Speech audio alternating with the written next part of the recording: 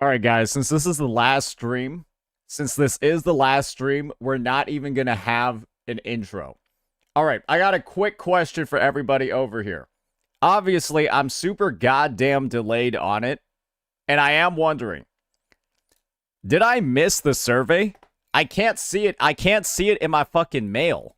So, like, where do you find the survey? Oh, shit. Oh, shit. My game is bugged. Where do you find the survey in game?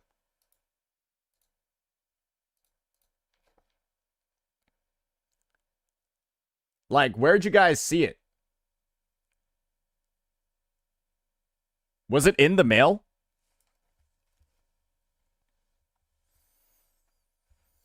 I might have missed it too. I didn't get it. Oh, chances are it could have been that some people got it and that some people didn't. It's supposed to be in the mail the first day of the update. Oh. Oh, maybe I already claimed it then. Maybe I already claimed it. Yeah. Maybe I already claimed it and it was like at the start of the update when I clicked claim all and it marked it as red. So I'm gonna double check that. Yeah, we'll start off with that one. But yeah, this is our last stream, ladies and gentlemen. This is effectively our last stream because, well, as you can see on my fucking calendar, well, I'm blocking it right now because my screen's not even on.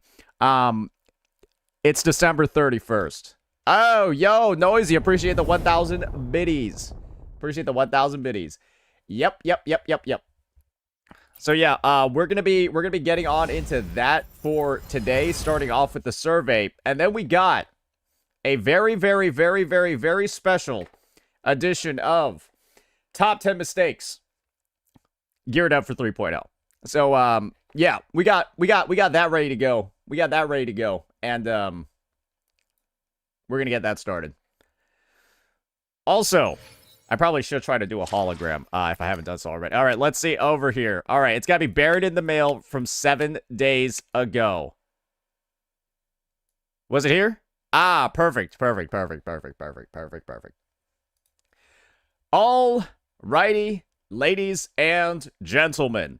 This survey that we're seeing on the screen over here, it's been a bit of a long time coming because chances are when the version launched, you probably missed this thing when you were clicking claim all to get all of the asteroid rewards and compensation right for maintenance. But it actually turns out that Wuthering Waves has a special survey that was given out to the player base right for the release of 3.0. And now that we've taken a week to play through the story, build the characters, experience Lahai Roy in all of its glory, why don't we take the time to actually fill out this survey and, of course, right, get our 60 asteroid for completing it. So without further ado, let's go ahead. Hopefully it hasn't expired yet. Looks like it hasn't expired yet. And let's go ahead. Let's get right on into it. Let me adjust my screen over here so we all can see what we're actually going to be looking at over here. All right. So looks like this is just a very regular terms and conditions thing. We're going to click next. What is our age? I always put in a nice random number in here that's, you know, at least right by like a couple of days. Let's go for 31 for now.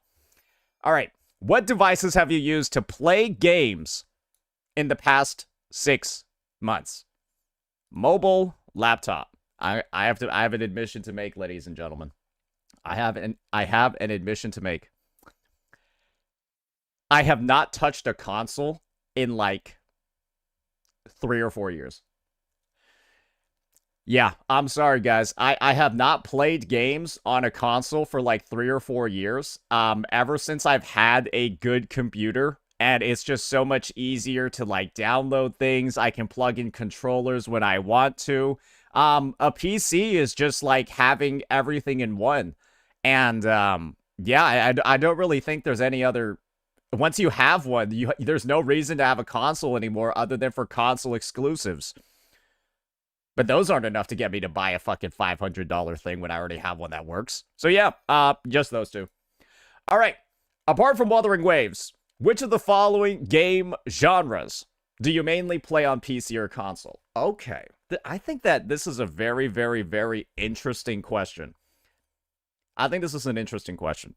What I imagine that this is geared around is potentially designing either alternative game modes or mini games in the context of new events in Wuthering Waves, but actually looking in to make sure that it's stuff that players of the game actually play. I really actually like seeing a question like this at the start of the version, knowing, right, that they're going to have a mix of like casual events and stuff like that. If we have more stuff like peaks of prestige, right, if we have more stuff that people actually enjoy, for example, right, like a roguelike mode in Wuwa, once again, that's I don't know, maybe it's just a roguelike, but it's like based off of, maybe it's like a peaks of prestige roguelike. Guys, that'd be fucking sick. You, like, build decks in Peaks of Prestige. You get, like, a couple of cards at the time. You're building out decks like Hearthstone Arena and, you know, like, those draft modes and stuff like that. Like, it's stuff like that where I think these are the types of questions that are being asked for so they can innovate further over there. So, to anyone that's taking this, these are the mini games, or potentially the design of the mini games moving forward.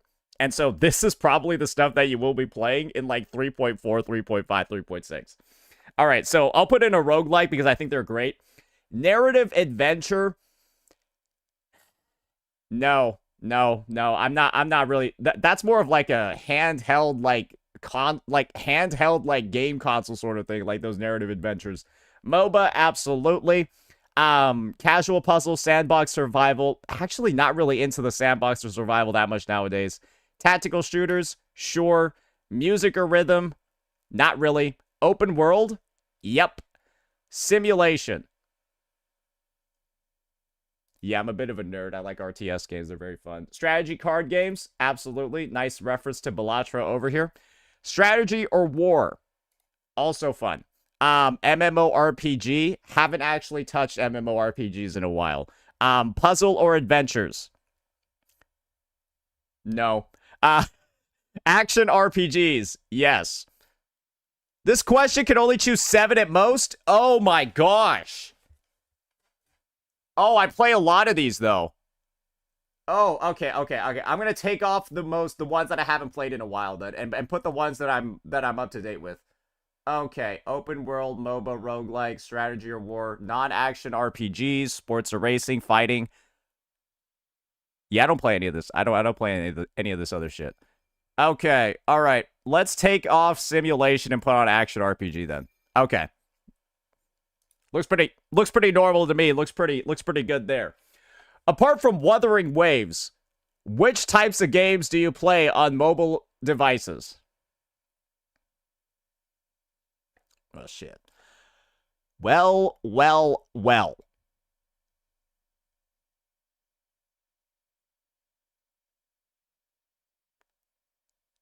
I don't really play games on mobile. I guess the only thing that counts is like Wuwa when I'm desperately doing dailies. Yeah, when I'm too lazy to turn the computer on. And I need to do my daily. Yeah, that's what it's for. Sorry. I don't like playing games on mobile. Which of the following mobile games have you played extensively? Okay, I played Honkai Star Rail extensively. I would say I played Duet Night Abyss extensively. What else? I played Where Winds Meet extensively. Genshin Impact as well. Where else? Epic 7, nope. Arc Knights, nope. Girls Frontline 2, not really. Punishing Grey Raven, I played it extensively. ZZZ, I have. And the rest of these, I played HI3. No, these are the main ones. Yeah, I think these are, this is the main one. Yeah, this is it. Uma Musume didn't let me play it, so I would count it if I could. I've tried installing it like 17 times. It just doesn't work. Which of these games have you played in the past month? Games that you've played over 30 minutes per week. If none apply, skip this question.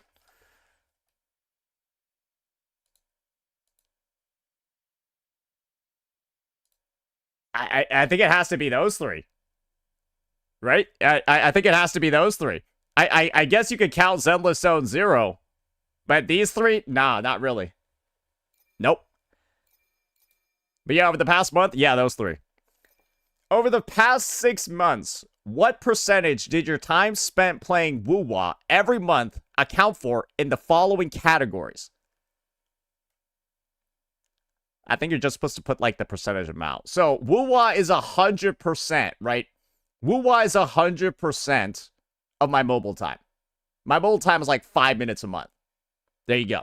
Total video gaming time, including mobile or PC or console gaming. I would say it's at about 20%. Like, I play Wuwa a lot. I don't go over there and I don't, like, play it, like, insanely. Right? There are a bunch of other games that I'd rather play for, like, I mostly play, like, those, like, competitive games where, you know, you kind of just don't necessarily, you know, you don't need to, like, wait for, like, daily refreshes and shit like that. There's only a certain amount you can play a gacha game, right? Like, every day or every amount of time. So, I think 20%, if you're, like, above this, I think that's a little bit, I hope you just don't play that many games. But if you're playing, like, Wuwa for, like, 8 hours a day and it's like this, then yeah, maybe that's a little bit concerning. Yeah, well, let's put it at 20%. Total digit... Oh, actually, no, maybe it's closer to 40% over here. And then, like, this. That probably makes more sense. I thought that total digital entertainment time was, like, the video gaming time. So, it's more of the total video gaming total, less of the total entertainment total. Does that make sense? Because this is, like, including all the time you're on, like, digital devices. This is just for video games. There we go. All right, apart from Wuthering Waves, what mobile games are you currently playing?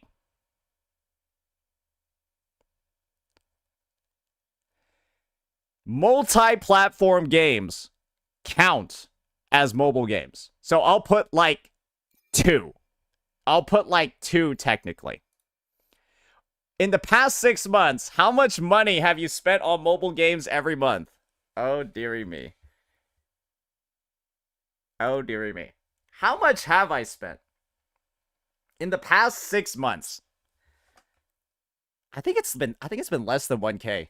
It's easily been less than 1K. Absolutely. I don't even think it's 500. I think it's actually here.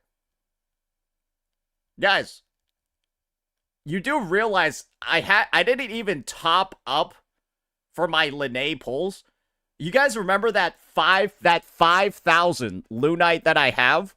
That's been sitting there for like 4 months.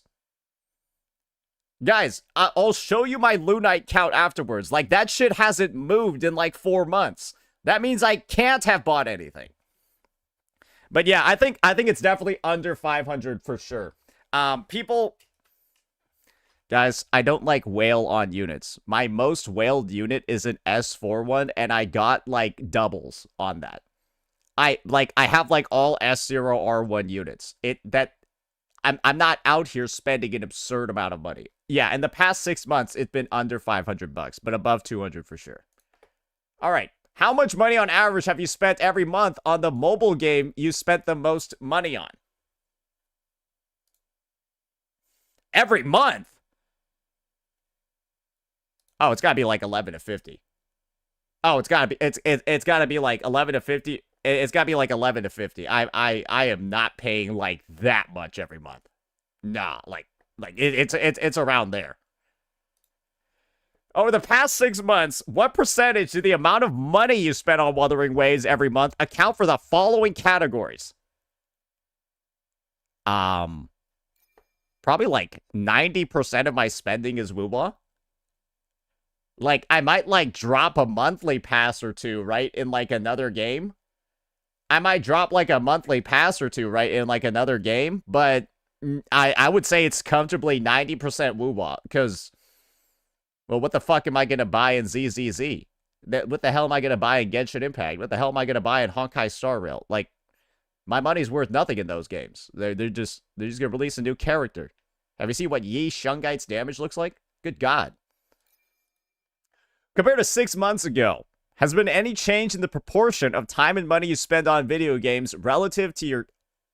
Brother, Kuro's asking like macro fucking economic questions. Bro, Kuro's trying to discover the fucking spending habits and like the economic feasibility of their player base.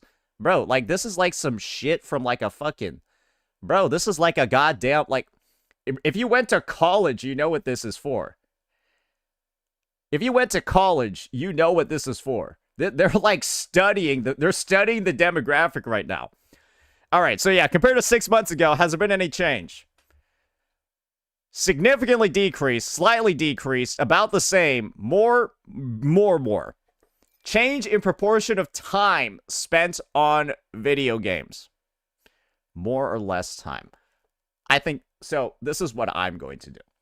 I'm not going to answer this from the personal point of view. I'm not going to give my answer to the question, but I will give what I think is my macroeconomical answer to the question. So, as we all know, the world is kind of undergoing a bit of a recession right now. And I think the fact that we're undergoing a bit of a global recession is one of the big reasons for why Kuro's even asking questions like this in the first place. Because one thing is true, spending in pretty much every single place has gone down. And spending in gacha games specifically has also gone down quite a bit compared to last year. And it's very simple, right? People have less money to spend on things. However, this is the flip side. I'm pretty sure it's actually like this. Significantly increased in the amount of time spent on video games, while there's a significant decrease in the amount of money spent. Because you want to know what kinds of entertainment, what kinds of leisure people look for when the economy isn't good? Stuff that's free or very, very, very low cost. And gaming, as an entertainment medium, has the potential to be some of the cheapest, right? Some of the cheapest entertainment a person can have. You can have fun in any gacha game, right? You just have more fun in some rather than others, being completely free to play and not spending any money at all on the game, right? That is something that everybody can understand. You can certainly have more fun if you do spend more, but the idea is, I think players are spending a lot more time on video games, but they're not spending as much money because people just don't have money and playing the games is free. And that's pretty much it. I think that this is reflective of what's going on in the space right now. And is that very surprising? Probably not. And you know what this means? I'm not entirely sure, but there's something kind of like in the back of my mind where when a developer asks questions like this, I'm wondering why they're asking this question and what they plan on doing with the information. Theoretically, if they were to get the information right, that people just don't have that much money anymore, but they do have a lot of time to spend on the game, then I don't know, right? Maybe we get, because Kuro realizes everyone's fucking poor right now, we get a free Zhangli Yao. That's just a crackpot theory, right? But I can definitely imagine, right, where if the player base or if the developers get the data, yeah, nobody just has like any money for anything, so it kind of like doesn't matter what you put in. It's not going to sell that much because everyone's just broke right now. Maybe it changes how they plan on, like, I don't know, adjusting things moving forward in the development. That's the only reason I can imagine why they're asking a question like this. Because, like, why else? They need to find out how much players are willing to spend. So, yeah, maybe it's a free unit. Maybe it's more freebies. Maybe it's like Kuro, right? Hitting like, okay, yeah, everyone's broke. Let's throw them a bit of a bone. Who knows, right? Who knows? But all I know is that this is a very interesting question. I'm excited to see where it goes. All right, which of the following mobile games are you interested in or following? Nexus Anima? God, no. Silver Palace? Hell yes. Arknights Enfield? We'll see. We'll see. This is the part about Enfield that really just confuses me. It felt like everybody only got beta access for like 1 day. Because that's what it felt like. Like, it felt like it was, like, talked about for one day, and then everyone just moved on. It was just like, we were good. That's what it felt like, right? Like, Enfield was, like, in the spotlight for, like, one day. And then it disappeared. Like, I saw no more videos on it, no more streams on it, like, nothing. There was, like, maybe one or two people. So we'll see. We'll see. We'll see. Wang Yu. I don't know what that is. The hidden... I don't know what any of these are. Azure Permilia. We'll see. The character designs in that game are a little bit interesting. Varsapura. I'm good, bro. Ananta. Yep. Petit Planet. Nope. Honor of Kings World. I actually heard this one is good, but it's like, I have no idea what it is. Virtual Circle. NTE.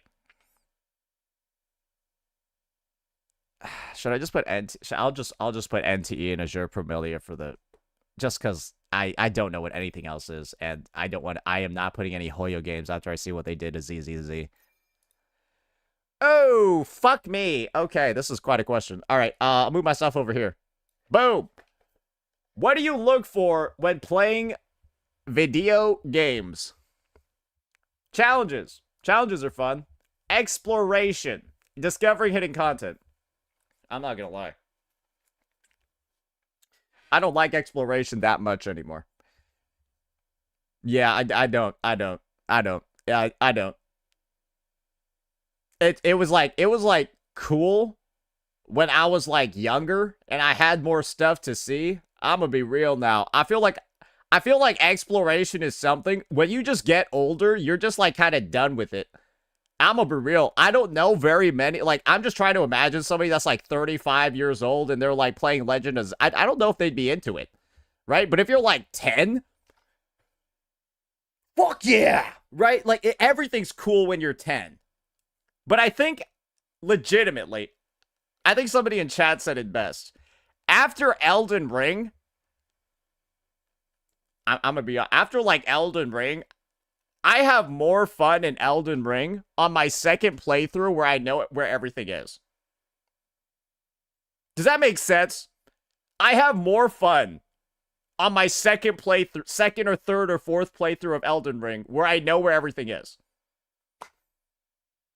That alone to me is kind of like, yeah, exploration is not really the fun part for me. It's like the builds, the trying out the stuff, like, you know what I mean. I think that's pretty self-explanatory. Visuals. If everyone likes good-looking stuff. In-game socializing.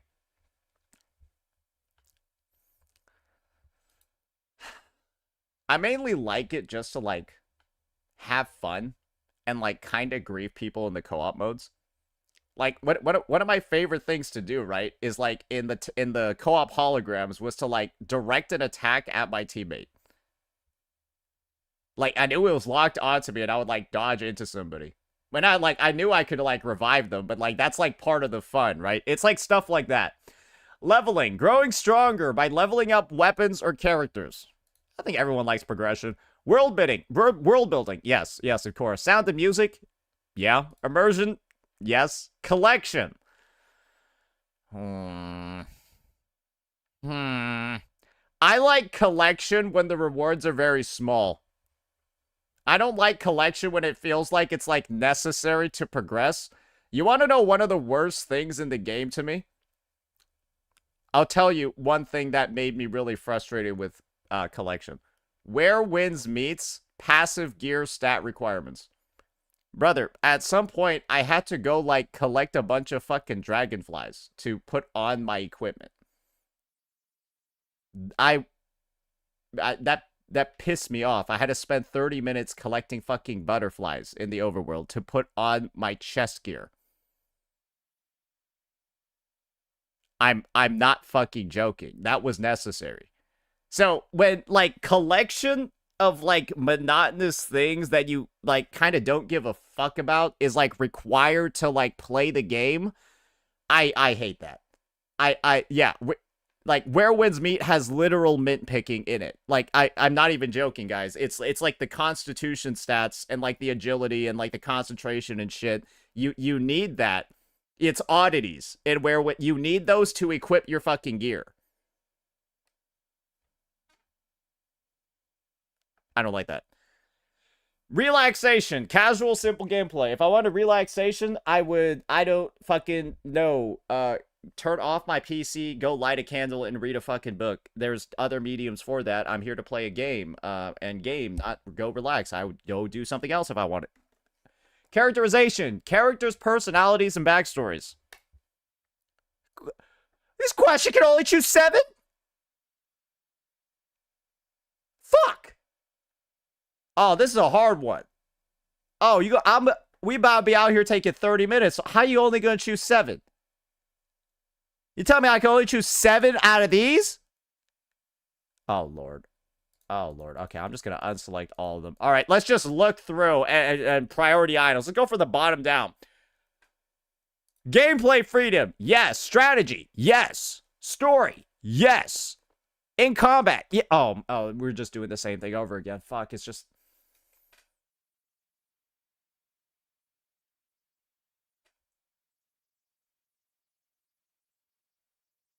What a dog shit format. I'm sorry, bro. I don't know how anyone answered this shit. This shit's hella hard. Like, you want all of these in a game. You want, like, all of these in a game. Fuck it. I'll choose those 3. I'll choose those 3. I don't know what else to do. Right? Like, you can't even blame me. I think all of these are important.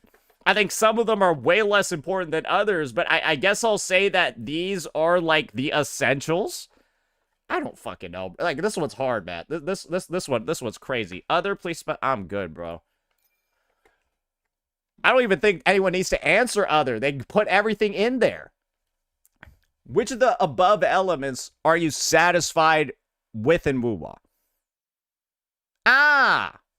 That's all the stuff that I selected. So, I'm not really that... I don't feel that great about the strategy in the game. I think it's a little bit too easy to, like, formulate teams. I think it's relatively brainless. I think there's strategy in the combat, but the strategy in the team formulation, it's almost like the opposite of the Genshin issue. The Genshin issue is that team building is like fucking like writing a PhD thesis in Genshin. It's team building. And then playing the game is like you're on a fucking tricycle. In Wuwa, building teams is like you're on a tricycle. Oh, the basic attack amp goes with the basic attack damage dealer. And then you're good to go, right? But then the gameplay is like you writing a PhD thesis. So it's like, that's kind of like the difference. And I kind of just wish there was some more potential complexity at the very least. Like, I'm all for have a simple playstyle. Right? Have a simple build and then a complex build. But right now, it's more so all the builds are simple, and then you have a simple playstyle and then a complex playstyle. That's how Wuwa seems to be designed. And personally, I like more of the strategy on, like, I like strategy on both elements, but it seems like Wuwa has it in only, like, one part, the actual gameplay. Hopefully you guys understand what I'm talking about over there, because I don't think team building in Wuwa is necessarily, like, the most, like... I don't think it's going to be out here. I don't think you're going to be racking your brains thinking about who to pair with, like, a fucking Frolova, right? I don't think you're racking your brains thinking about who to pair with Lene, right? Ooh, who deals Resonance Liberation damage, right? Alright. So, strategy, not so much, but I can definitely see it in the combat. In combat interactions. Yeah, well, that's why I put that one, right? Sound and music. Of course. Story. I think the story overall, like, the premise, the overarching lore, it's gripping, right? There's a reason why the main... Guys, think about it this way. The main complaints about every Wuwa quest nowadays boils down into they don't feel related enough to the main plot. Or there's not enough people in the main plot. That's just basically saying everyone likes the general main plot.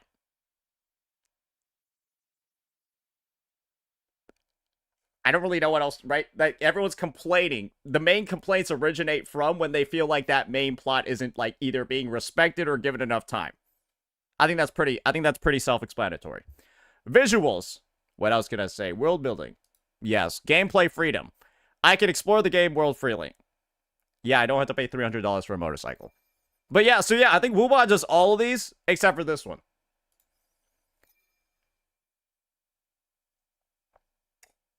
All right. Which of these gameplay elements do you value the most? I think it's in combat interactions. Yeah. I think it's in combat interactions simply due to the fact that it adds a roguelike element to every fight, right? From the perspective of you're never ever going to get like a one-to-one like perfect run unless you're like, inputting in your rotations like a machine, right? And I think part of it is the fact that yeah, you're going to get something different pretty much every time you fight, and there's like different ways to approach like how you're like even timing together your rotations, how you're swapping when you're building up concerto and doing all of that. It gives you a lot of room to just, I don't know, kind of like experiment when you're actually in the gameplay. And one of the most fun things I think about a new character release is going ahead and just seeing, okay, what moves are like cancelable? What moves can you like sort of shortcut by like inputting in another action? It's stuff like that. Knowing that there's a new character released every, couple of weeks, it inherently keeps the game fresh and new. And that's one of the big draws of a live service game, right? Specifically a gacha. It's the fact that pretty reliably, every 3 weeks, you'll get introduced to a new mechanic or a new character or a new something that's going to dramatically change how you play the game. And that's why Wuwa's kits, being so much more in-depth, mechanically complex than other titles, that's why that's so important. So yeah, I'll call it in-combat interactions. All right, excluding Wuthering Waves, what game do you think has the best performance in terms of in-combat interactions? Oh.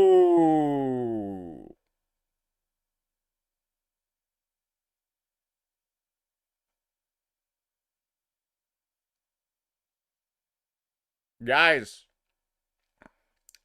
Guys, it probably has to be Elden Ring.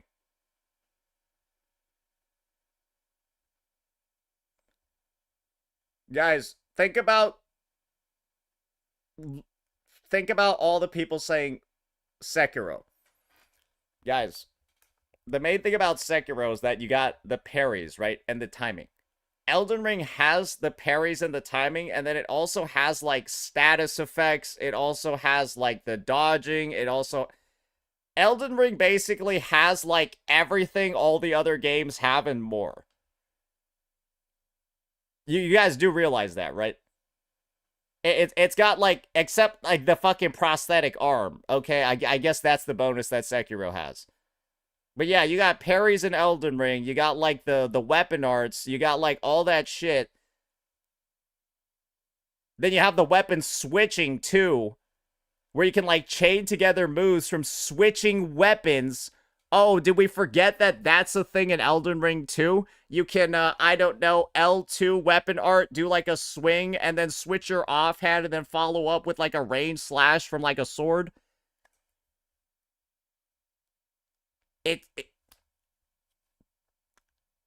Well, I'm just gonna be honest. I'm putting in Elden Ring because I think it has the widest depth of things to draw upon. I think that Bloodborne, Sekiro do certain elements of Elden Ring. They take it up to 11, but then they take certain elements, take it up to 11, and then remove all the other stuff that Elden Ring has, though. For example, right, does Sekiro have fucking, I don't know, like frost status effects and shit like, and like burning fire flames where you like throw a star at the enemy? Probably not. So that's why I'm choosing Elden Ring. It's because it has the widest depth, in my opinion, of those in-combat interactions. All right. How would you rate Wuthering Waves in Elden Ring? I mean, I'm just gonna be real over here. That's one of like the big parts of the game is the fact that in Elden Ring you have like 17 million different builds that you can use for characters that all focus on different stats, different status effects, different weapon refinements and stuff like that. You know what I mean? One of the best things about Elden Ring is how many different builds you can have to highlight all the in-combat interactions. Oh, are you going to be a Dex Bleed Katana user? Or are you going to be an int faith scaling fire person? Or are you going to cosplay Virgil and go Dex int on the fucking moonlit thing sword? Or are you going to go double great swords? Dual wield 2 great swords and spam jump attacks. How does that all work without the in-combat interactions that the game has? Okay, Wuthering Waves. I'll say in comparison to Elden Ring, I think Wuwa is a neutral. If I were to put Genshin on here, it would be very dissatisfied to somewhat dissatisfied. ZZZ would also be neutral. And HSR would just be like, get the fuck out of here. So yeah, I'll put it in neutral. After each Wuthering Waves update, what content do you prioritize playing? At most, select 3. Farm for echoes, pull for the incoming resonator. Oh, no, pull for the... Why is the featured at the bottom and the rerunning up here? Pull for the new featured resonator. Farm for echoes. And then level them up. Guys, please put this as the answer to all of your questions too. You know what this means? Kuro's then going to add quality of life when a new character releases to make it faster than ever to level them. But then again, they already kind of did it by adding in the Discord nests. Because I'm going to be honest, guys. 3.0, without a doubt, should be the fastest characters you've likely ever built. 3.0 should be the fastest units you've ever built. Because you just go to the fucking Discord nest, and now you got like 7 million. Bro, you do a Discord nest for one day, if you just do the 48 and then the 24, I think you have enough echoes to build a unit. You use modifiers as well, you have enough to build a unit. I'm pretty sure most people got her done in 1 or 2 days. And if you didn't, you either ran out of resources or you just didn't even try. I think you either ran out of tubes or tuners or you didn't even try.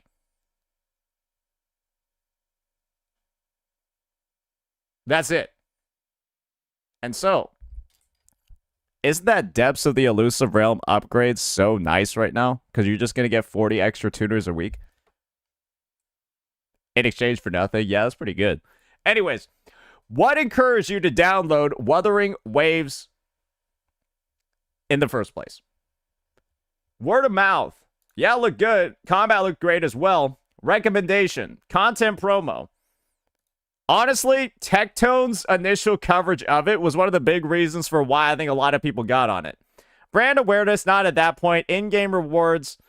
Habit, environment, design, gameplay. I mean, the gameplay looked good. And, yeah, I'll put recommendation. Yeah, those look good to me. Those reasons look good. Where do you usually get information about Wuwa? X, myself.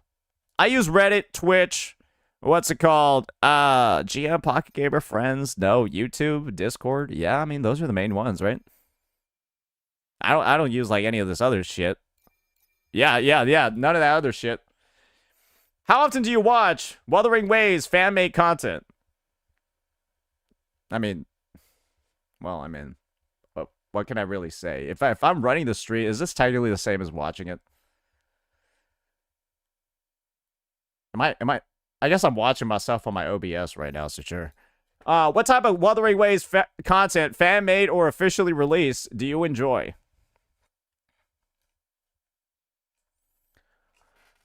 Oh, God. Oh god, now we're getting into what type of content do you like? Oh dear.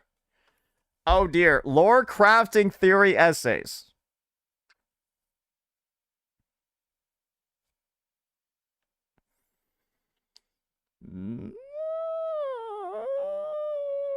I like short ones.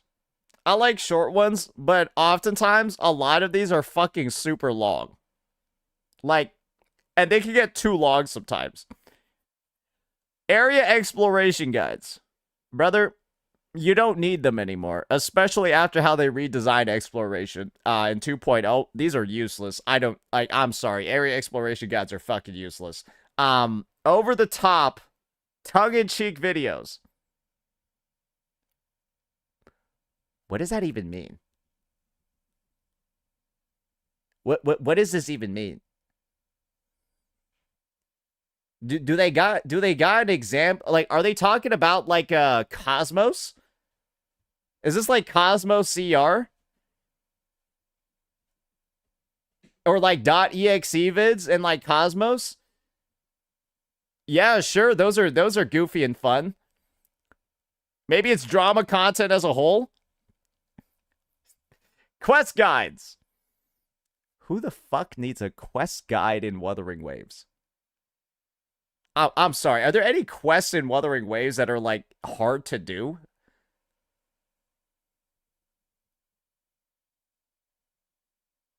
I don't think so. I feel like half of these aren't even things.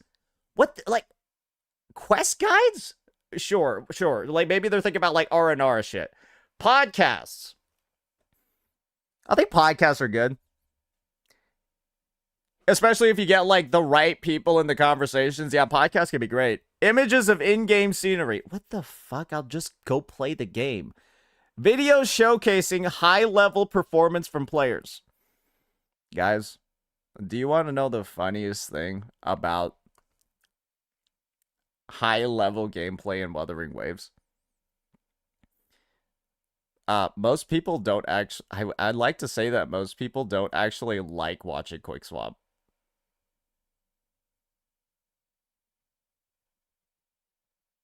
I don't think they do. Do you know why? Because they have no fucking clue what they're seeing on the screen. I think that's genuinely the reason why. People don't really like watching Quick Swap because they kind of don't know what the fuck is even going on. And the only proof that I have of that is this is no shot at the people who play like that and upload content on it. It just doesn't do that well. It just doesn't do that well in comparison to any other type of content. That's kind of just like what it is.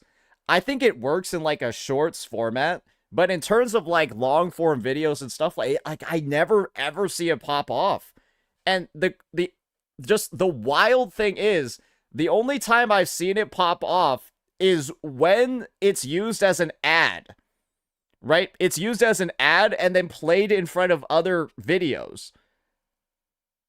And so those are the times that those videos get content. It's when Kuro's pushing them as ads to other players. And I'm like, that's kind of like it.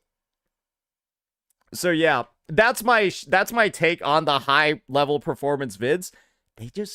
They're kind of like not that much of an appeal to most players, I think.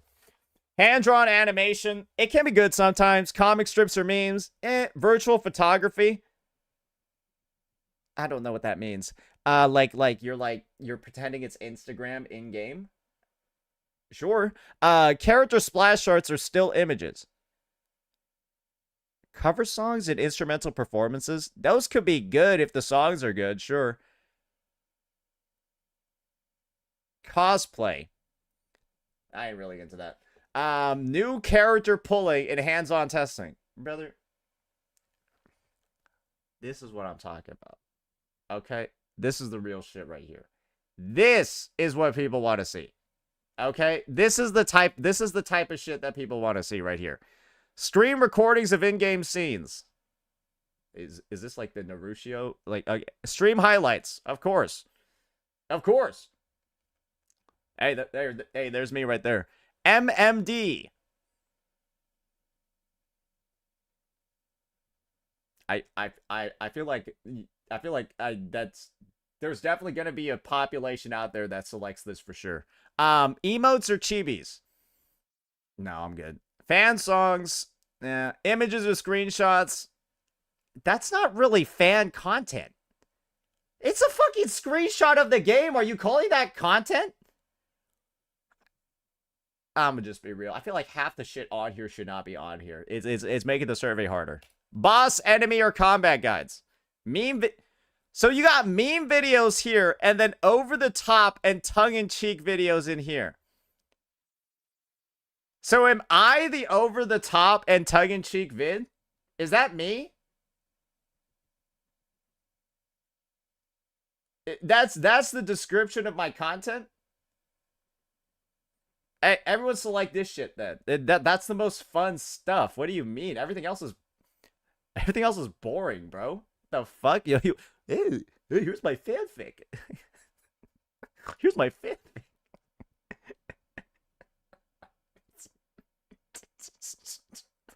Here's my fanfic.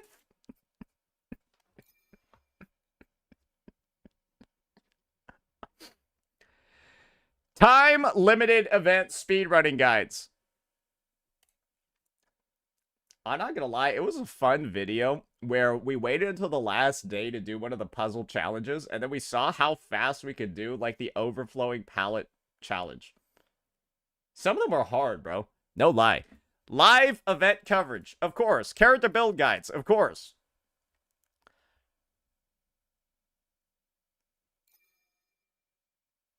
Now that we're kind of like done with that category, let me see what else we got over here that I'm pretty okay with actually adding on. Cover songs and instrumentals, character splash arts or stills, No, I think this is really it. I think this is the main things. Yeah. I'm just surprised that, like, categories like these are, like, at the end, and then you got all this other shit at the front. Hey, it is what it is. This is the thing. I don't even know why Kuro's asking this question. Do you want to know why? Because you could just find out the answer by going onto fucking YouTube and seeing what has the most views. Oh, wait. Oh, wait. There's a problem with that. And let me show you what the major fatal flaw is. I think Kuro might have fucked themselves. You want to know why? Let me explain to you why I think they might have fucked themselves. I uploaded this video over here talking about how they messed up, because one of the things that they're doing, right? One of the things that Kuro's actively doing is they're pushing up the views on videos, right? They're basically either playing these videos as ads at the start of other videos, doing stuff like that, right? To essentially artificially inflate the view numbers so that people look like they're more successful, they're getting more views. And unfortunately, when you do this, right? I'm not blaming the CCs at all, by the way, right? I think this is just entirely done by Kuro. When you're at like 58k views, 800 likes, right? That's like, that doesn't look like the most legitimate ratio ever, right? And there are clearly more pointed examples where you're seeing shit like 990 likes and like 112k views. When you get results like this, of course, looking on YouTube and just seeing the view counts of Wuwa content is not going to be fucking accurate, because you have made the data inaccurate yourselves. And so now they gotta go back to the player base to see what people actually want to watch, because they kind of fucked up the actual source of data. Because, like, if you were to use YouTube views, you'd be like, wow, this guide over... But would it have gotten that many without the support from the ads and stuff? No. And so it's kind of just like, now they gotta ask it over here. There's a reason why a lot of economists, right? Supply and demand. There's a reason why a lot of economists are all about the free market. Without manipulation, without, like, you know, pushing stuff up when it maybe necessarily shouldn't be, you don't end up with the right insights afterwards. So I guess this is the outcome of some of the decisions we've made in the past.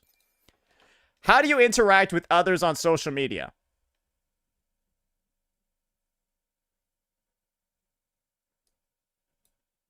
What is it?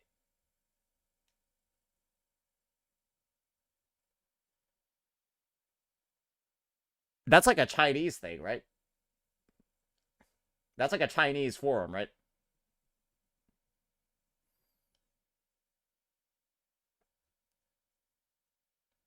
I don't use Kuro app. I do YouTube. I comment and engage in discussions. I engage in discussions on Discord. What do I look like to you, a nerd? Nah, it's those two. And how in the past 6 months, how often have you posted? At least once a day. I think like at least once a week I comment on discussions. Alright, I guess it'll count. I guess streaming will count, sure. After a Wuthering Waves version update, once you have finished all content of interest, what form of entertainment do you tend to pursue? Oh, how long is this survey, man? Bro, this has to be the longest fucking survey ever. Playing other video games, watching movies or TVs, offline social activities. That's gonna be a rough one for some people. Watching live streams. That's good. Listening to music, podcasts, or audiobooks. Nah, not a nerd. Watching short videos. Yeah, we'll do that. Content creation. Okay, sure. Play other new content in this version I'm relatively less interested in. Single player tabletop games. Sudoku. Yeah, we'll put those. Yeah, watching movies or TVs, play other video games, online community chats or browsing forums, play other new content creation. Yep, that all sounds good to me. Oh, which of the following activities have you participated in? Good lord, bro. They gotta give me more than 60 astrite for this shit. Did they make mine longer because they like my answers? Did they make mine longer? They're just adding on more. Okay. Purchasing anime merch? No. Listening to anime style music? No. Reading web novels?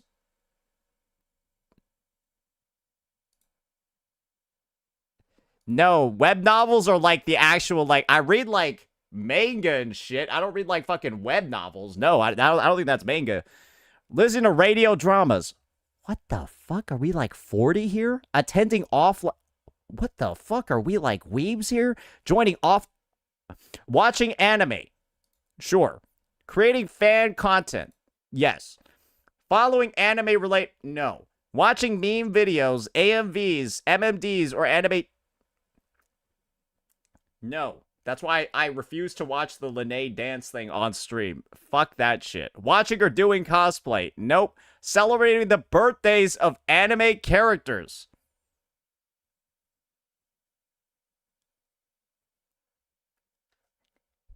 Sorry, let me just... There's something I need to say. Just for everybody out there that might be engaging in those activities. And so, I just want to let you all know in advance that this might be a bit of a hard pill to swallow. Especially if this is something that you're doing after 20 plus years of living on this earth. So let me just give you one revelation that might have you rethinking every action you've made across your entire life that led you to this spot. Are you ready for the statement?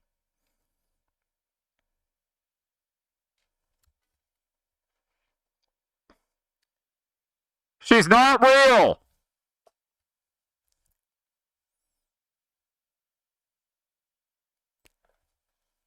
She's not real. He's not real. They're not real. They're anime characters. They're anime characters, and so I don't really know what reason you have to be fucking celebrating their fucking birthday like they're a real fucking person, you fucking freak.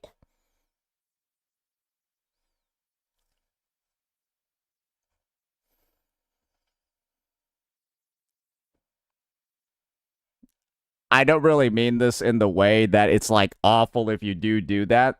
It's more so if you're doing that and like in a way that makes it seem like you think they're real. And I'm only saying this because there's like been recorded proof of like people like printing out characters and then like marrying them legally. I don't know if it's legal, but like there's like a dude that like married his PSP because like the girl was in the game that was in the PlayStation Portable. I'm just saying like shit like that happens and like it. I'm saying like if you're like that, then 1,000,000% you are a freak. But saying happy birthday to Farina is not the worst thing ever. But just it can go pretty far. But yeah, I've never done that. Reading light novels.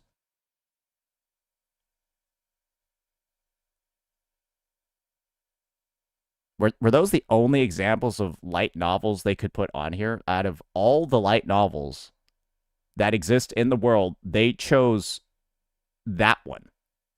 Like, of all the light novels, like, there are a lot.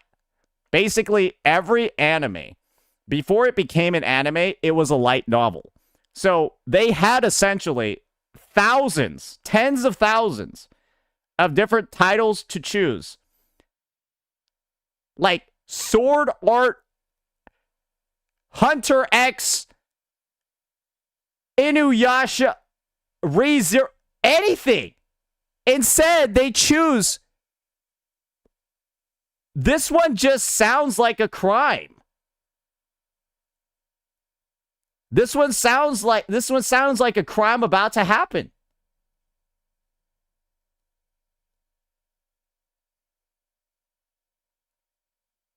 I don't know. Put Violet Evergarden in here, bro. What the fuck? Playing anime style games. Bro, this is a Wuwa survey. You have to this is a why even put this on here? You would have to play an anime style game to even take this survey. It's a prerequisite. Viewing fan art or comics. Bro. This is the worst question on the survey. Bro, I'm not going to lie. I feel like I'm a little suspicious of anybody that be selecting these.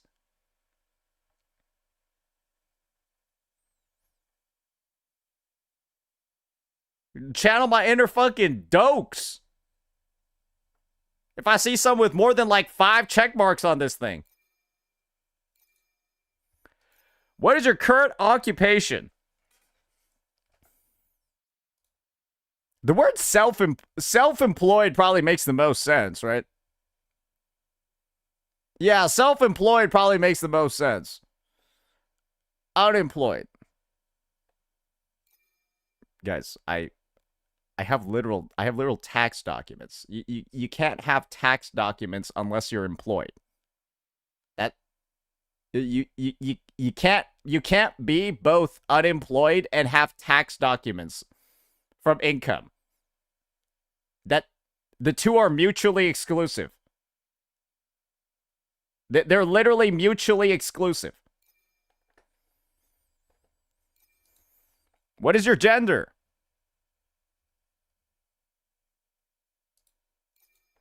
Do you have any other suggestions or feedback? Yo, if the survey gonna be this thick, you better learn how to split it or give some extra rewards, because god damn, this thing was massive, brother.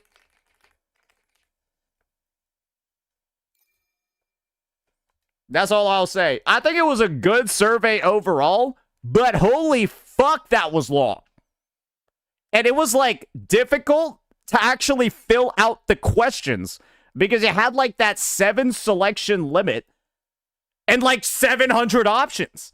And the thing is that I don't even think I took this survey in, like, a long format. Sure, I explained a couple of things in my thought process here and there, but in general, I just think it was a long survey to actually make decisions on.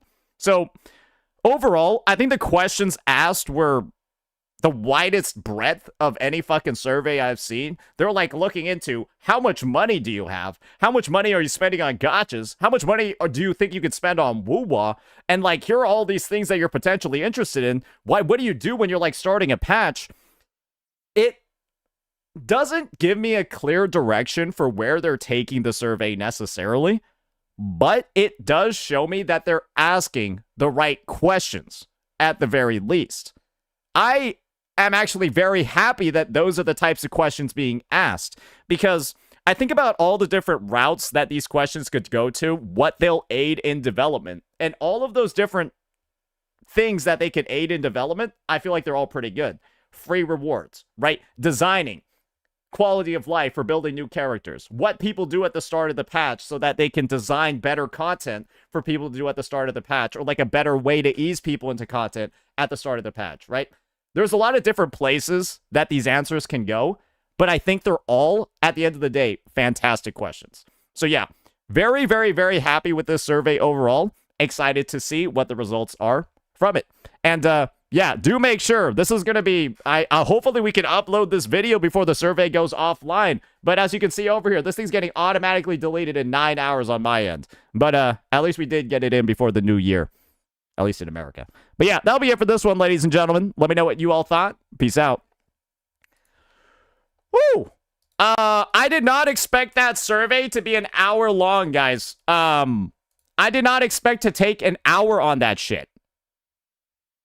I don't think any of you guys expected me to take an hour on that shit. Did anyone else take it before? Was anyone's survey that fucking long? Was anyone else's that long?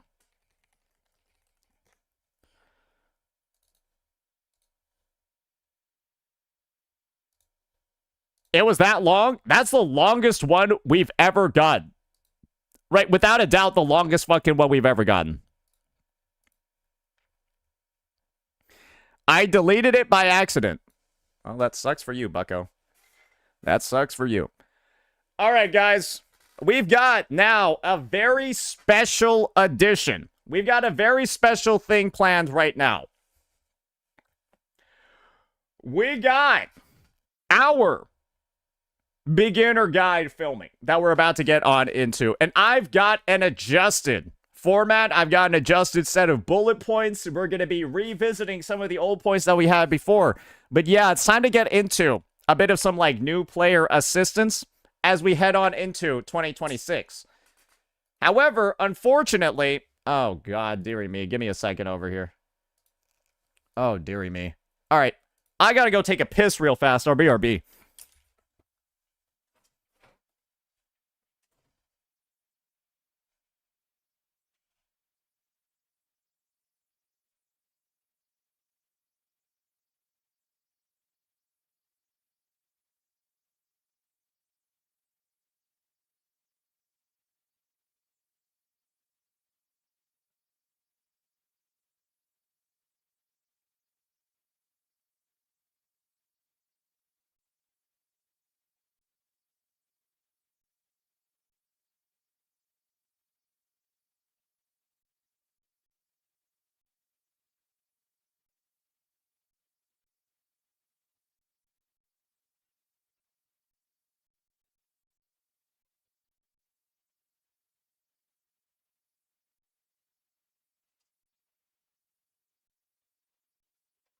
My bad, boys. I was trying to upload a video to Google Drive, but while that shit was loading, I almost pissed my pants. So, that'd probably be an awful way to start the stream, so we took that bathroom break immediately. Yeah, so yeah, that would be pretty bad, so we're avoiding that. Yeah.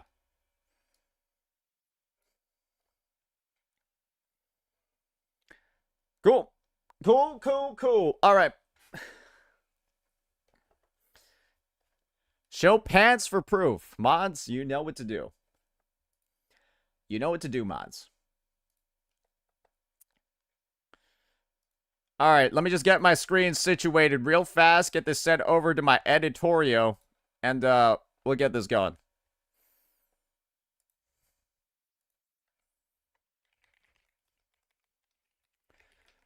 Good lord, it's already 11. I can't even believe in hours. I can't believe an hour's just gone like that. Like, it's the hour is just fucking gone. Where'd it go? It doesn't even, that survey didn't even feel like it took an hour. That survey feels like it took like 30 minutes. Fuck. The time literally disappeared, bro. It literally disappeared. Okay, 1 second. I'm just reorienting my window so my OBS don't block my notes. All right. Perfect. Perfect, perfect, perfect.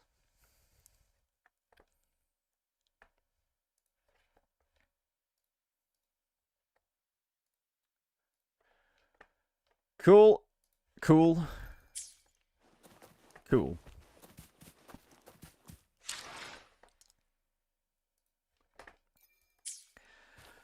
All righty. Wait a second.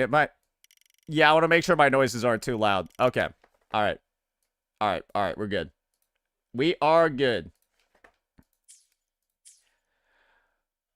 All righty, ladies and gentlemen. We are back at it again. The start of the new year is upon us very soon. If it hasn't actually happened yet for you, it's 2026. And what better way for us to usher in the new year than to have a new guide dedicated for new players? Because today, ladies and gentlemen, that's what we're going to be focusing on. We will be focusing on the 10 worst mistakes, or really the 10 best things a player can do early on in their Wuthering Waves playthrough to make the most out of all the time that they're spending in the game.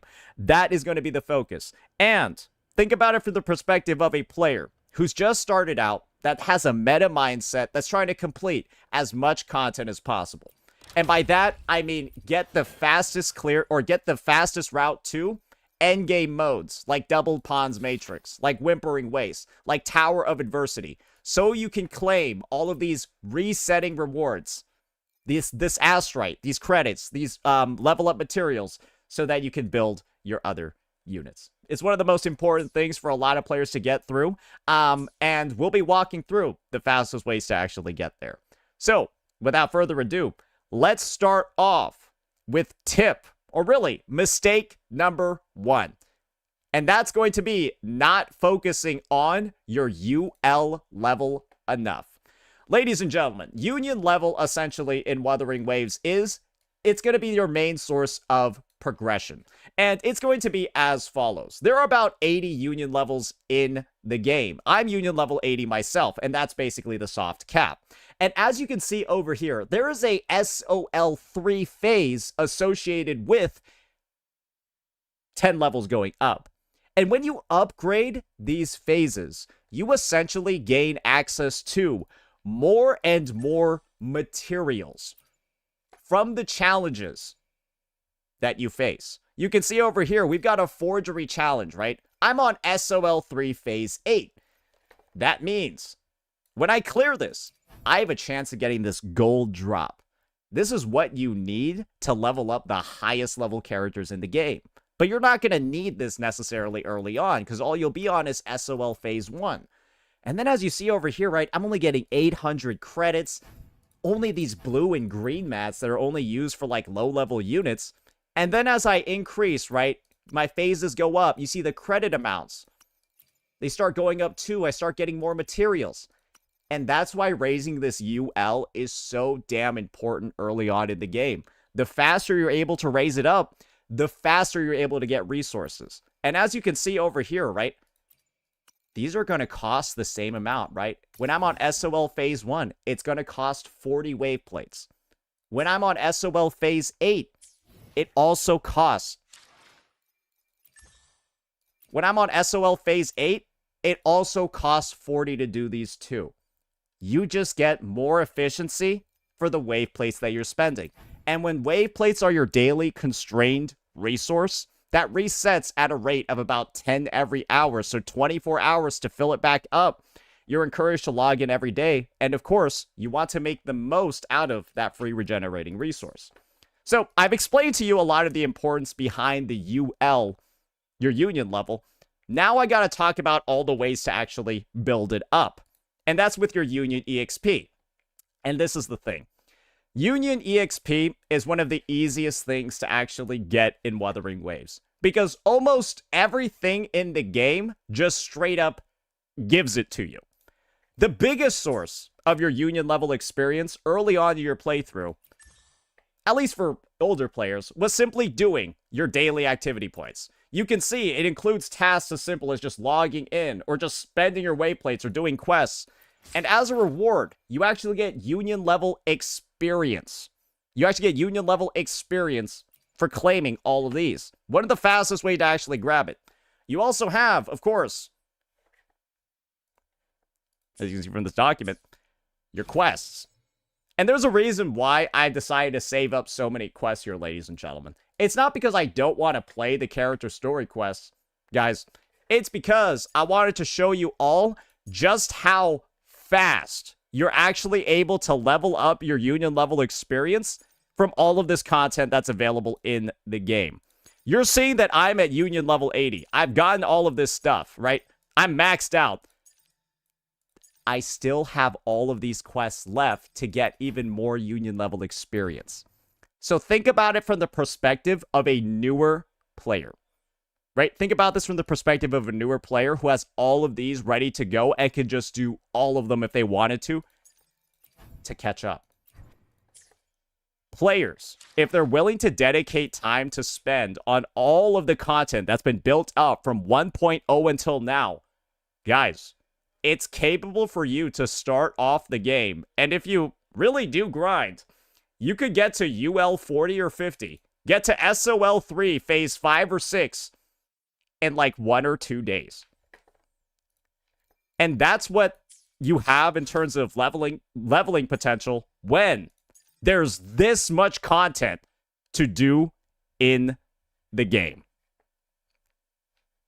Another method, right, is something that I've already covered before. The benefit of building up your union level.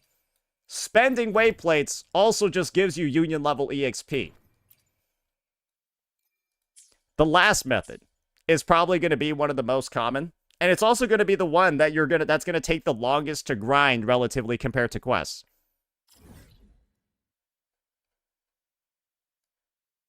And that's exploration, guys. You gain Union level experience from basically unlocking anything on the map. And while my Lahai Roy map isn't looking that filled up right now, as you go ahead and you take a look at some of the past regions that I've done, there are many levels to be found, Union level-wise, across all these different places. And that's the thing, guys. It doesn't really matter what you do. There's a lot of experience available. It can take you up to the highest tiers if you do decide to grind. But no matter what you're doing, you will be progressing as long as you're not just sitting there not doing anything. So you can take your time if you want to, or you can bum rush it to get the highest rewards possible. And there's a reason why to bum rush. Because there's one constraint in this game from Union levels that's really hard to make up, unless you're willing to pay some cash. And that is, unfortunately, your weekly challenges. Union levels are really important to build up for a specific reason. You get more weekly boss mats being on SOL phases that are higher than the one that you're currently on. Right now, I'll be able to get 3 of these from completing a weekly boss at SOL 8. When I'm on phase 1, for example, this only gives like 1. So you are literally tripling the efficiency. And when you only get 3 runs of this a week, right? When you only get 3 runs of this a week, going from 1 to 3 is a massive increase. And that's why rushing these levels is so important early on, because the more time that you waste at these lower Union levels, the less experience that you're going to be getting or the less materials you're going to be getting overall. And when these are capped and you need them to level up your characters, let me show you. As an example over here. When these are capped and you need them to level up your characters' abilities to the highest levels possible to maximize their damage, you need a lot of these to get a lot of endgame builds into their final state. And this can be the #1 bottleneck for a lot of players if they fail to really recognize the value of these early on, or they skip them, or this is the worst case ever. They forget that they have their 3 weekly claims a week. Guys, for a player like me, that's 9 of these mats just gone. And that can be a lot. That can be a lot to actually lose, especially when you need them for the newest character that you're trying to build. All right. Now, we've talked a lot about raising your union level. We talked a lot about the efficiencies. We talked a lot about the gains that you get from SOL phases, right? We talked about how you can bum rush them if you want, or you can just take your time. Now we got to talk about, though, one of the drawbacks of raising your SOL level. When you raise your level, guys, there's something that occurs. And I'll just show you some enemies to demonstrate it. The enemies turn higher level. These guys are level 87. That's because I'm on the highest SOL level. If you were at a lower level, these guys would be like level 30 or 40 or 50. What that means is that you can't just keep your characters the same and then raise your SOL level at the same time. You need to strengthen your characters at the same time. That's part of the progression. And when you have way greater efficiency on your resources, right? Remember, this is SOL 1. We only got baby shit here. And then at 8, we got a lot of stuff. You probably want to know the most efficient things to actually spend your resources, your wayplates on, while you're raising your SOL level. And this is the thing. It's partitioned into a couple of ways. You have one phase of the game before UL 40, and then you're going to have another phase of the game after UL 40. I consider the phase of the game before UL 40 to be like the trial run, right? The training wheels. You don't got to focus too much on gear. You don't got to focus too much on like grinding echoes, any of that. But once you hit level 40 and beyond, that's when you have to really start focusing up when it comes to like building your characters. And you really got to start focusing up when it comes to your resources. Let me explain why. So prior to UL 40, you basically don't have a consistent way of grinding end game gear. And so what that means is that across these early levels, you should primarily focus on these things. Boss challenges. And this is going to be the crazy thing. Boss challenges and really nothing else. And this is why. Boss challenges are the only material in the game because these are individual for each character, right? And individual to each boss. This is the only resource in the game that you don't end up getting for free. Are you ready to see why? There are a lot of free rewards in this game. And one of the biggest examples of the free rewards is the New Voyage Celebration, which essentially is, for new players to the game, a way to complete a bunch of low difficulty missions. Like, you can see this, you can see the task you're being asked to do over here, right? Complete a main quest. Consume wave plates. Do these challenges. Try out these modes. Do all of these things. Explore the map. These are just tasks that involve just playing the fucking game, right? Anyone's gonna do these if they're playing the game. They're very simple, very easy to do, very logical. And you can see the rewards that you're getting over here. Forgery premium supplies. What do these give you? The mats to level up your character's skills. You get these for free. Premium enclosure tanks. You don't even need wayplates to grind these, but you do get these for free. You also get experience potions, weapon EXP, and echo EXP. All of this stuff, right? You're literally getting for free from the game. And you also get credits too. My take is, take all the free things as far as you can take them. And don't spend any wave plates unless completely necessary and you're desperate on things like training challenges, simulation challenges, forgery challenges. Why? Because you're already getting them for free. Why would you spend your wave plates, your time-constrained resource that regenerates either by spending money or by solvents, which we'll cover later, another premium resource, right? Why would you spend them on stuff that you're already getting for free? This is the only thing you don't get for free. And so this is my strategy for newer players. Those aren't the only events in the game, right? There are clearly a lot more. There's all of this stuff over here, the Lahairoi Pioneers. You can see that this is giving out the skill mats as well, right?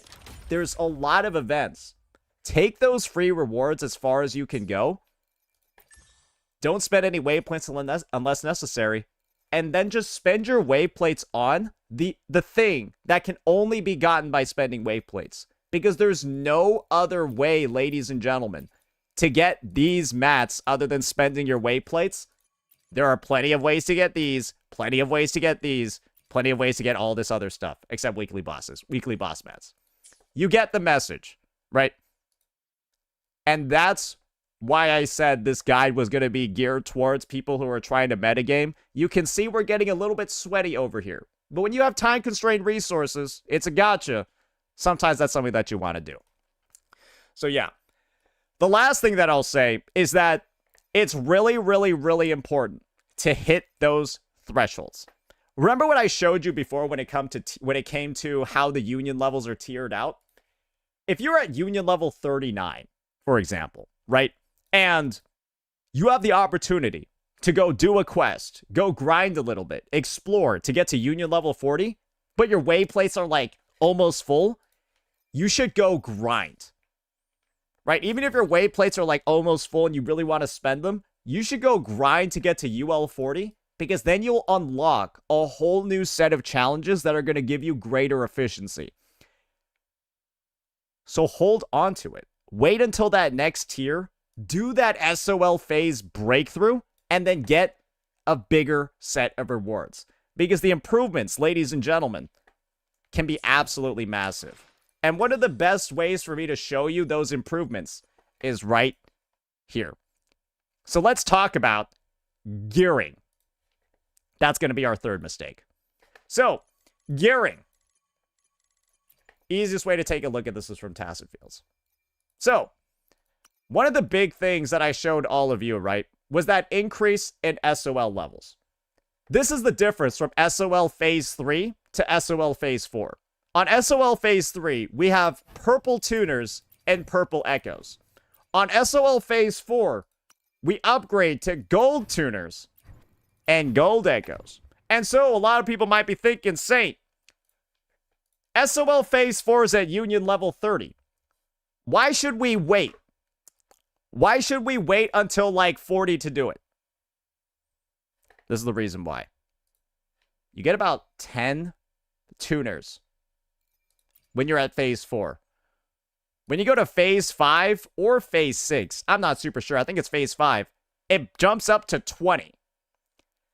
Tuners are, for the end game player, the most important and constrained resource when it comes to character building. These things. Because with the methods that I'll show you later in Echo building, this will be the one resource that you're always running out of when it comes to optimizing your characters. And so deciding to wait until a later SOL phase, even though the gold ones unlock at 4, means that you'll just get more for every wave plate that you spend. And when SOL Phase 3 enemies are like, guys, they're like really low leveled, you don't need gold echoes to be able to fight them at Phase 4. When you get to Beyond, that's where stuff starts getting important. Because you'll have the Tacit Fields to get the tubes and tuners that you need to level up your characters. And at Union level 40, you'll also unlock the full potential of something called your databank. Because your databank, ladies and gentlemen, is how you gain the ability to actually unlock that gold gear and that gold stuff in the first place. So let's focus on this. The databank goes hand in hand with gearing because of one simple process. Leveling it up requires you to be a certain SOL level. And the higher level you are, the better your drop rates are on gold echoes. It's easiest to show this in-game. When you're at level 18, This is what the drop rate looks like. I have a 50% chance of getting a gold echo and a 50% chance of getting a purple echo. Purple echoes are fucking useless. When I go to 19, it's 80-20. Way better. 20, 80-20. When I get to 21, it turns into 100% gold. And so you might be wondering, saying this is just very easy. Get to 21, get to level 21. This is the problem, ladies and gentlemen. When you're level 21, that requires a UL, right? Oh, sorry, that's a little bit confusing. SOL phase 3 required, sorry. It can get a little bit confusing. So, level 21 requires you to be SOL phase 5. What does that require? Union level 40. So basically, my advice to you is don't worry about echo farming too much and optimizing your gear until you're at the level where the game just makes it really, really, really fucking easy for you. Because by the time you're level 21, you'll have a 100% drop rate on your echoes, and you'll get the maximum rewards possible from your tacit fields. So you're kind of just at the point where you're ready to grind, and you're ready to gear, and most importantly of all, you're ready to get plus 25 echoes on all of your units. Or really the units that you're using. Because, without a doubt, the biggest power increase in this game comes from having gear. There is nothing that's going to boost your character's power level more than having a full set of gear with all of its upgraded substats, with all of its upgraded effects, with the main stat, with the crit, with that damage type bonuses, all of that. When this is maxed out, this is the biggest damage boost a character can have. And you want to know how you can prove it? Take a built character, remove all their echoes, and see what they do. They're absolutely useless. And so, getting this set and getting this built out and getting this going as soon as possible is going to make the rest of your Wuthering Waves journey from UL40 onward incredibly smooth. But it takes some work to get all these qualifications going. Because, of course, you got to level up your databank first. Because you get experience. However, leveling up the databank is actually really easy. So, when you're starting out on your Wuthering Waves journey, right, every single time you collect an echo, you'll basically have the opportunity to get experience from it. And this is basically how it's... I'll move my chat a little bit so you guys can see this over here. Here's an example of a 1-cost echo that I've collected on the gold rarity. That means that I got the 20 EXP from it being gold, 15 from it being purple, 10 from it being blue, and then 10 from it being green. Right? Very simple, makes a lot of sense. If I were to collect this echo at the gold rarity and I didn't collect the previous 3, collecting it at the gold just gives me the experience for the previous 3. And so, the issue actually is, for grinding out this experience, it's the early levels. Where your highest drop rarity, right? You can see over here, it starts with green, then it gets to gold, then it gets to purple, then it gets to gold eventually, right? At level 15. By the time you hit level 15, you're likely going to be bottlenecked by your union level in raising this.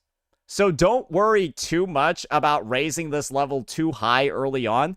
It should just happen naturally. Because you collect echoes from killing overworld mobs.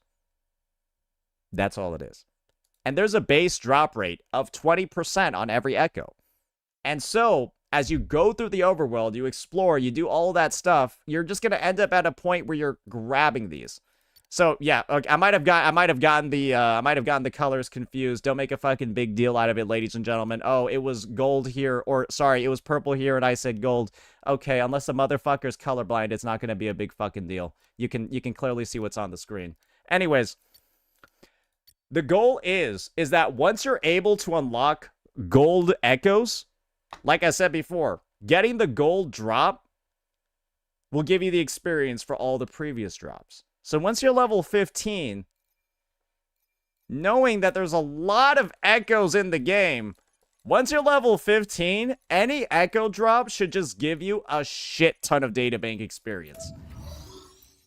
And as you go through and you build out that roster, it's going to be really easy to get it to a high level.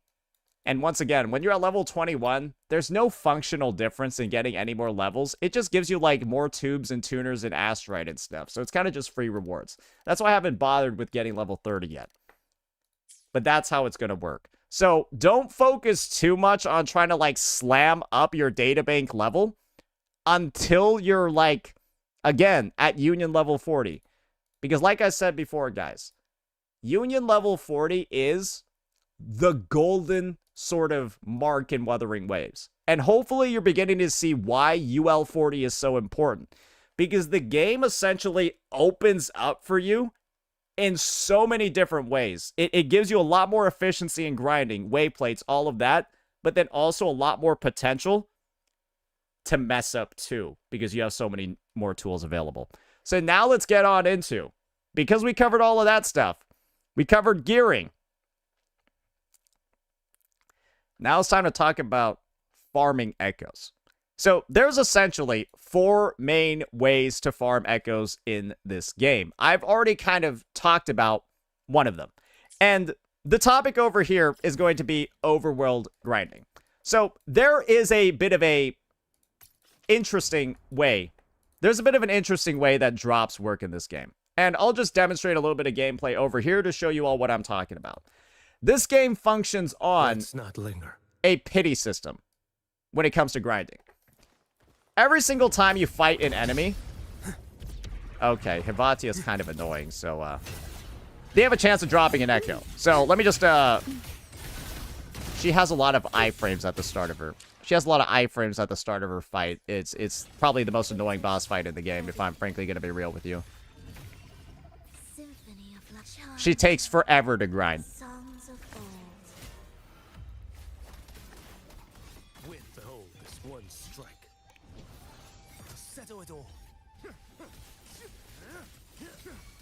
Let's just get this going real fast.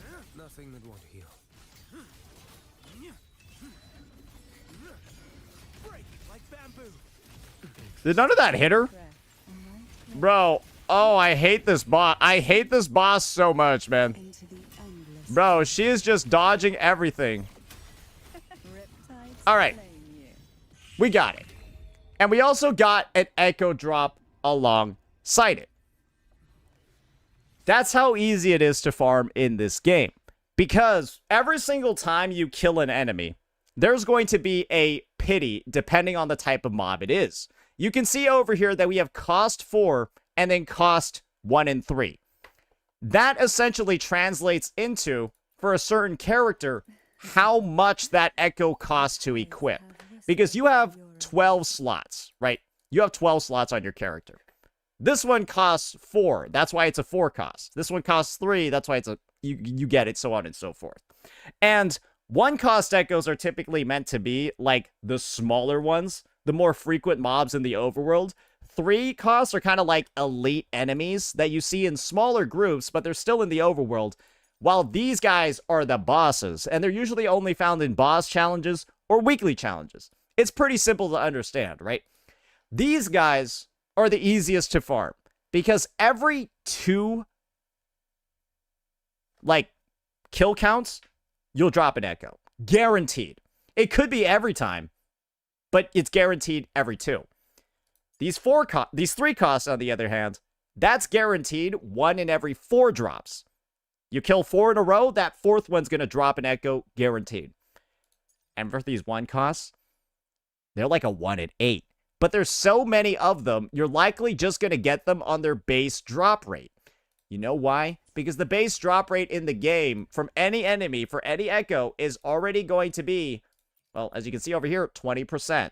So chances are you don't hit the 20% on the 4 costs because they have a 2 pity. You might hit them on the 3 because it's 4, but you're probably never going to hit them on the 1. And so what that means, right, is that when you're farming the overworld, 4 costs are typically going to be the easiest. But then as you go through, right, and you're looking at these guys, this is clearly a 1 cost, very small. These can oftentimes be the hardest to grind on a set. Now, There is a bit of a caveat here. And the new region, Lahai Roi, throws a wrench into a lot of this section over here. So 3.0 added in new mechanics. The first one being, there's now a 100% drop rate on not just the 4-cost echoes. This has been in the game the entire time. You can see I've already used one, right? But that's also going to be available for the 1 and 3 costs. So they've added in this quality of life to make it easier to grind these 1 and 3 costs because they got the feedback these are actually harder than the 4s. But you'll have this to accompany the 4-cost drops too.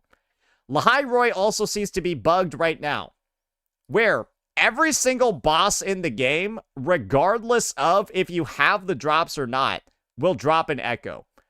I hope they don't fix this bug. Maybe it's not a bug, but you'll see over here. I've already experimented with it. Even if these 15 drops run out, at least at the start of the patch, you were able to claim them infinitely. So I don't know if it got patched out or not. All I know is at the start of the patch, that's what it was like grinding echoes. So it was pretty simple. Now, we need to talk about another method. Right? We need to talk about another method for grinding. And you've already seen me over there. And that one's going to be tacit fields. This, in my opinion, is the fastest and probably the easiest and most repeatable way to grind. And this is how tacit fields work. You go in, you kill a bunch of enemies, right? And then you'll get drops. And those drops from the tacit field will essentially be a bunch of random echoes from the 2 sets the tacit field is indicating, tuners, which you need to level them up, and then tubes. That's pretty much it. There's only 2 sets for each tacit field, and so you can really hone down, right? You can hone down easily on the actual sets that you're grinding. However, these have the fatal flaw of costing wave plates, and so unless you're refreshing, right, spending astrite or your solvents, you can't do these all the fucking time because you're going to run out. But if you're ever in a situation where it's a new patch release and you got a lot of solvents to spend, right, and I can give myself a lot of wave plates, sometimes I just grind a bunch of these. That's actually where I spent 60 wave plates during this patch, or 60 solvents, all on these tacit fields. So, yeah, that's another method for doing that. I could show the gameplay of it, but tacit fields aren't particularly too interesting. Just know that they're the most expensive way to get these resources. But when you're in the end game loop as a player, you're just doing 2 of these every day and then logging off. So you'll get used to it in the long run. Now, let's talk about another method of grinding echoes. And this one's going to be a little bit specific. Oh, last thing that I'll say, and then I forgot about tacit fields. Tacit fields are only for certain characters on the Wuthering Waves roster. 3.x units use tacit fields. 2.4 units, like Lupa and Cartithia, use tacit fields. Units like Chacon, basically, every unit from 1.0 to 2.4 uses tacit fields. Then, every unit from 3.0 onward uses tacit fields as well. For every unit between 2.5 and 2.8, they instead use this system called Nightmare Nests. And these kind of suck. So essentially what these are is there 36 spawns of these 3 TDs every single day. And these TDs have a chance of dropping echoes. And the echoes that they'll drop will be from this specific set. And these specific sets are only for specific 2.5 to 2.8 units. You got Chisa, you got Galbrena, you got Chuyan, you got Augusta and Yuno, and then you got Frolova. And then you got some 4-cost echoes in here as well, but I don't want to say that, like, these count really as Nightmare Nests. They're kind of just, like, regular 4-costs. But that's how these work. And you can only do these once a day. However, they don't cost any stamina. They don't cost any wave plates. And what you just want to make sure is that you consume this thing called sweet and sour pork, which you can look the recipe up for online. I'm not going to put it in the guide. There's already videos out there on how to craft this shit. which will increase your drop rate. And you just want to make sure that you're stuffing your pie hole with this shit before you do any of those nightmare nests. Not before Tacet Fields. And you can also use this for overworld farming as well. But you really want these for the nightmare nests. Because, like I said before, you can only do these once a day. And when these are the only way to acquire these sets in the game, these suck. Because if you're trying to build a character and you need Nightmare Nest materials, well, guess what? You're literally gated on how many echoes you can get a day. So it just takes naturally longer to build characters on sets when this is the method that's used. However, in terms of a long-term grind, being a character that uses this set is fantastic because, well, getting the echoes is free, and if you really want to min-max over like a month, well, you're getting 36 potential drops a month. You'll have thousands of echoes to roll on. You should be able to get a perfect build if you really want to. But that's that. Now, the last point when it comes to farming is a new feature added in 3.0. And this basically is telling me that Kuro's figured it out. These are called TD nests.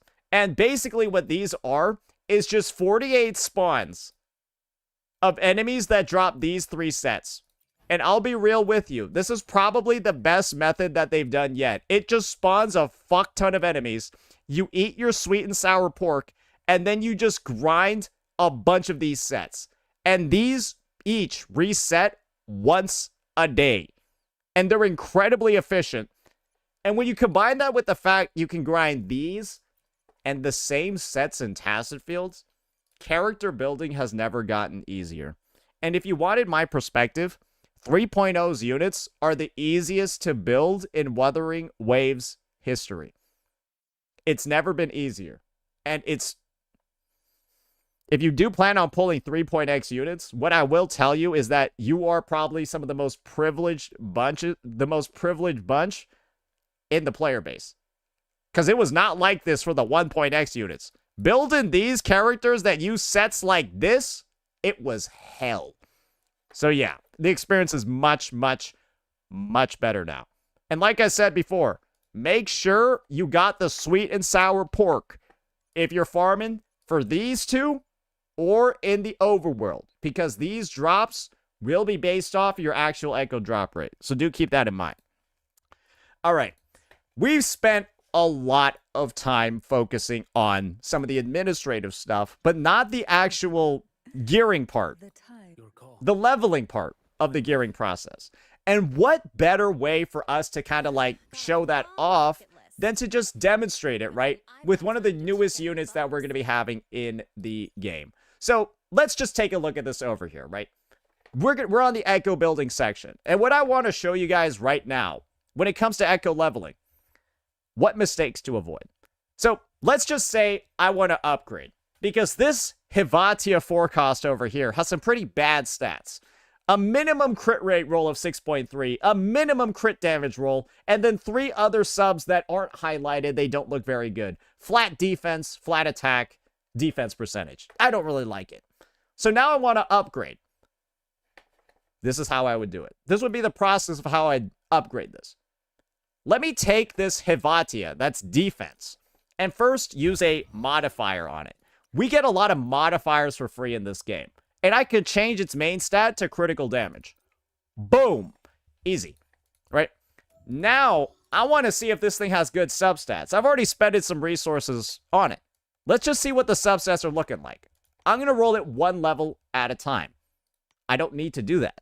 I could just do this, where I go no cap and level up all the way to 25 and unlock all 5 substats at once.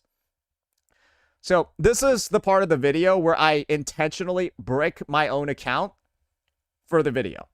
I'm going to do that. And I'll show you why this is potentially bad.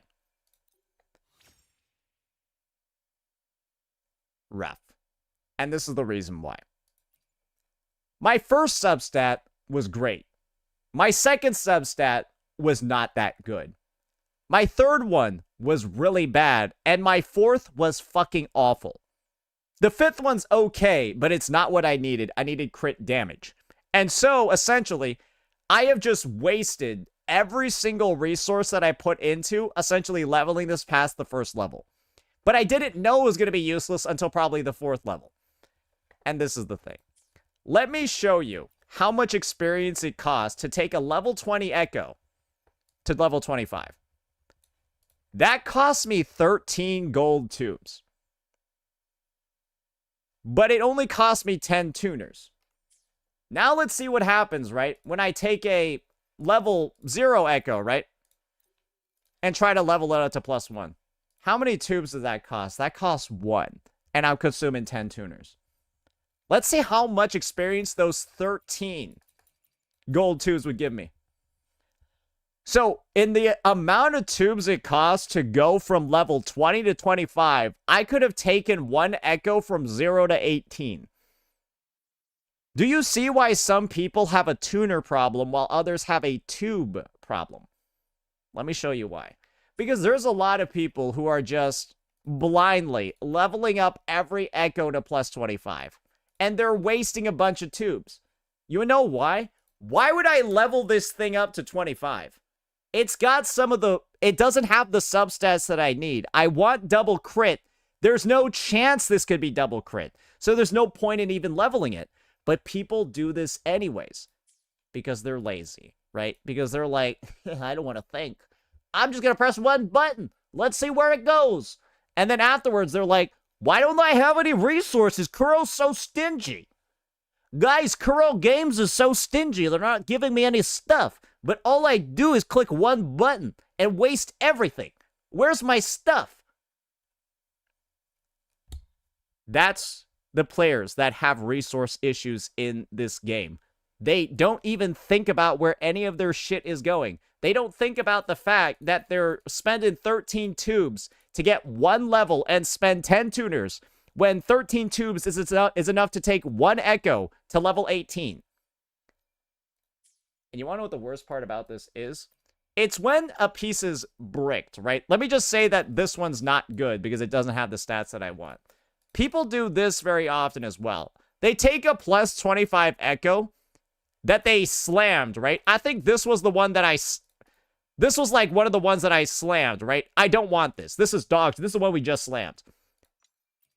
And then they just put it into another one. Let me show you what the fatal flaw this is. This is taking my Echo up to +22. If I do this, I'm throwing away Echo experience if I don't take this up to +25. Let me show you how this is bad. Again, I'm wasting my resources for fun. If I do this, it's useless. I can't use it, but I've spent the experience to take this from 20 to 22. How much does it cost to go from 20 to 22? I just spent 5 gold tubes on literally nothing. I have this +22 Echo. It's going nowhere. And I spent 5 tubes to take it from 20 to 22 and did nothing. It's useless. And you know what they do after this? Then they take another +0 Echo and then take that +22 one and then put it back in as well.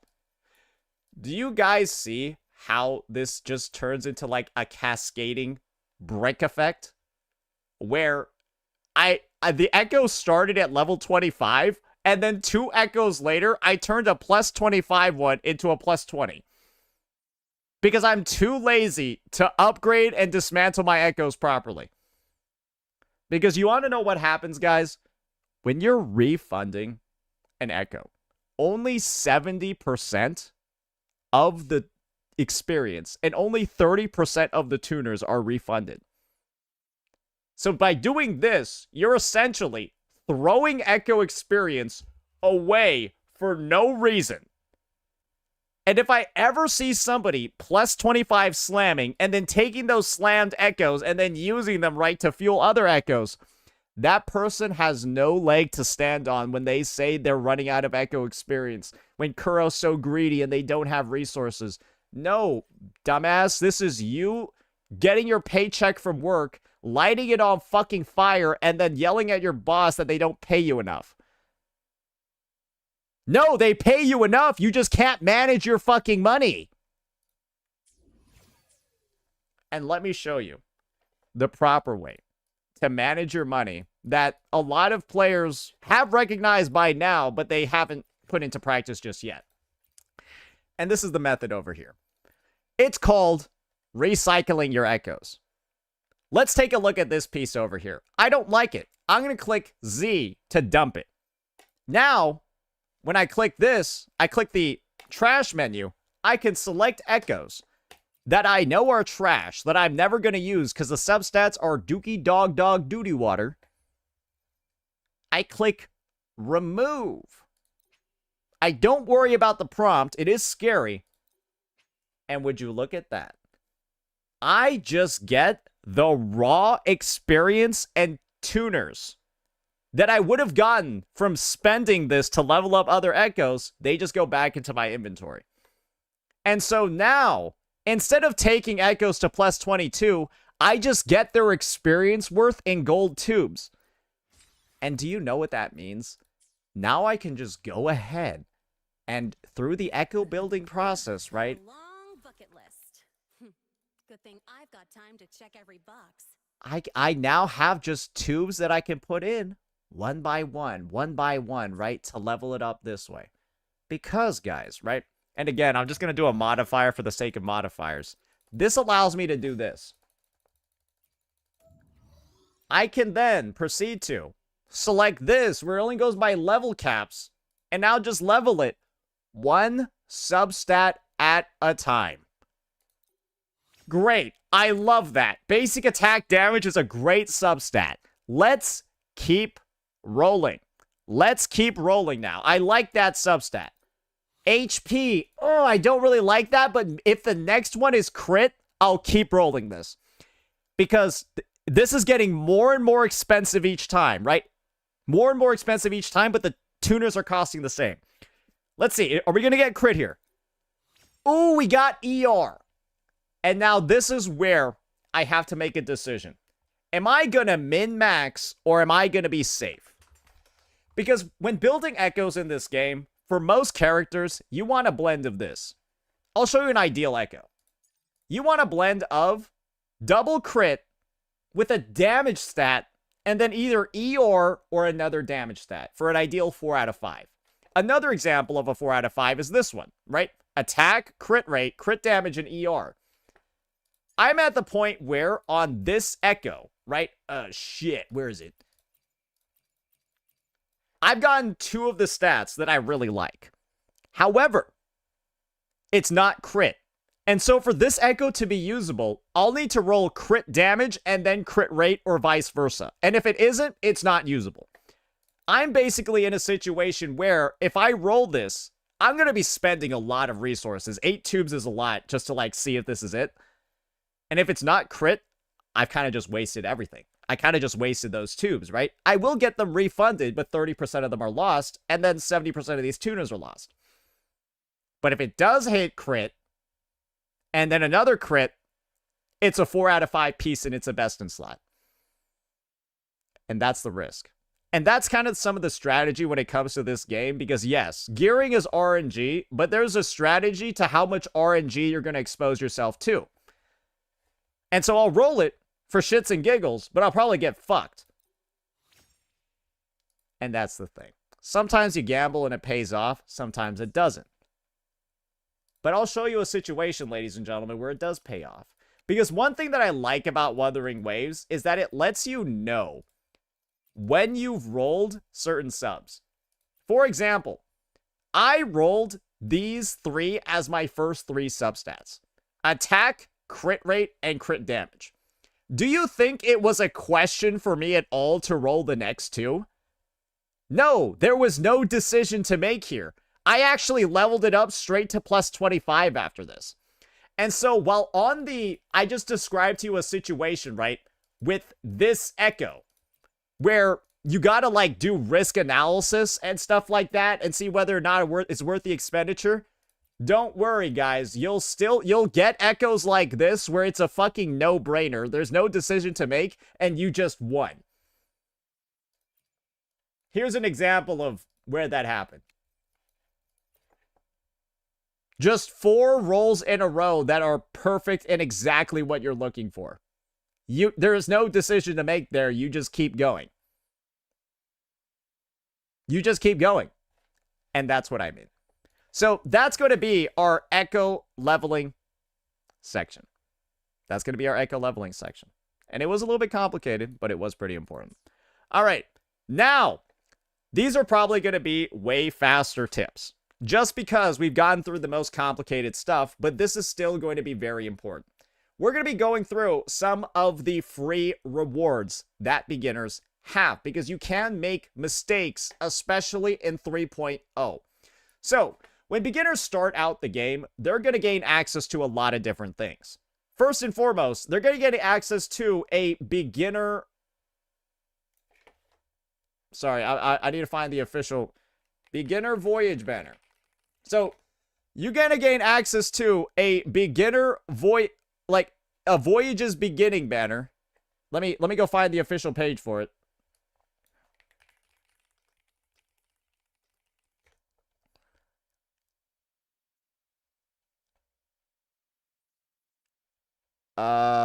What is it called? Ah, yes. Here we go. New Resonator Voyage Convene. You'll gain access to a special banner for basically the first 30 or so days that you play the game. And the only real pick to make from here, if you do decide to pull on this banner early on, is Shorekeeper. There's nobody else worth pulling. However, you have a chance of losing 50-50 on this banner. That's why there's 160 convenes. And when you get a 5-star, the banner disappears. This is my take. If you plan on giga optimizing your playthrough, you can, like, try to get her and then re-roll your account if you don't. I don't really think it's worth it. I also don't even know if it's overall worth even pulling her in the present when you do have potential replacements like Mornier coming out in the future as well. So, if you do want a guaranteed level of performance, I would say pulling Shorekeeper's a safe bet. But this is a character as well. When you see what her healing set is capable of, she's probably going to fill a somewhat similar role. But this is a solid choice, and it's also going to be the only choice in all respects from the new Voyage Resonator Convene if this is something that you want to do. There are some other bonuses, though, when it comes to being a new player. And that's the fact that you get free standard characters as well. One of these characters is going to be random, right? An Encore, Ling Yang, Calcharo, Johnshin, or Verena, based off of who you get off of the introduction banner. Because it's like 40 pulls, and then you get a random standard unit. You probably want a Verena from that. However, when you do the new beginner event, you'll just be able to choose one of these characters for free to claim. And this is my take. Out of all the standard characters, ladies and gentlemen, in the big 2025, I'm going to be real with you. You probably actually want this unit, Verena, because she's one of the best healers in the game. And you actually want Ling Yang or Calcharo. I'm not joking. These two are now the best standard units in the game. And the reason for that is simple, ladies and gentlemen. You want me to explain why? Because this is designed for new players. And do you know what we've just gotten added to the game? New standard weapons that essentially work perfectly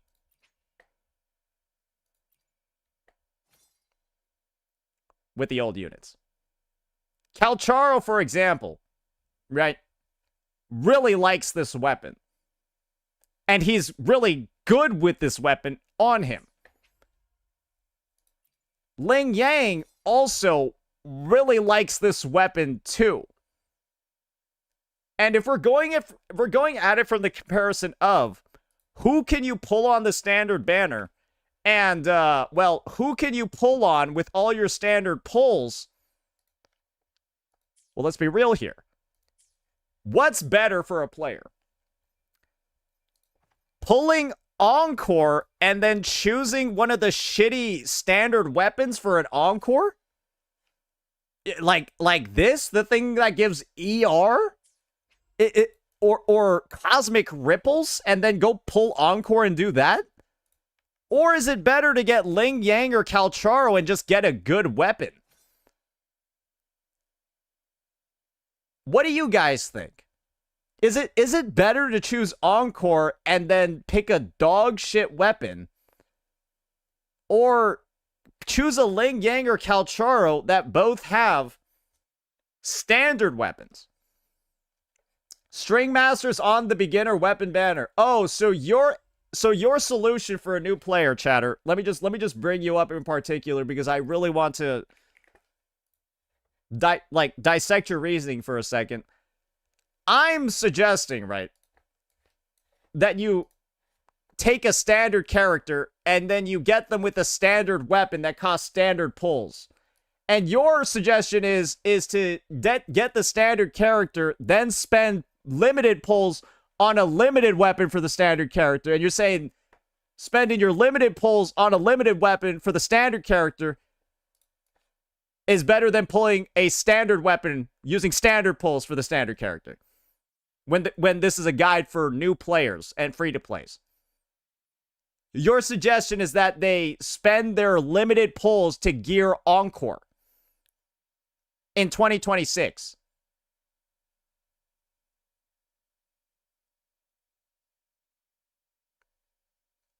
You could spend those pulls on a new character. The reason why this conversation has shifted, guys, is because the standard weapons are now very good.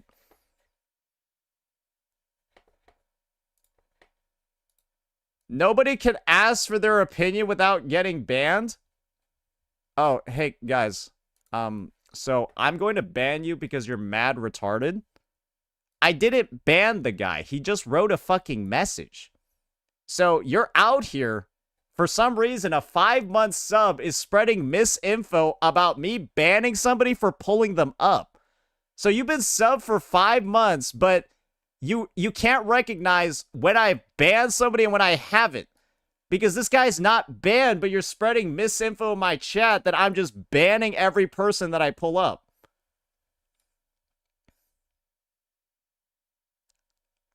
So you're out here, 5 months sub, actively spreading misinfo in my chat, trying to frame me as somebody that's just going to ban people for no reason. Any explanation before I permaban you?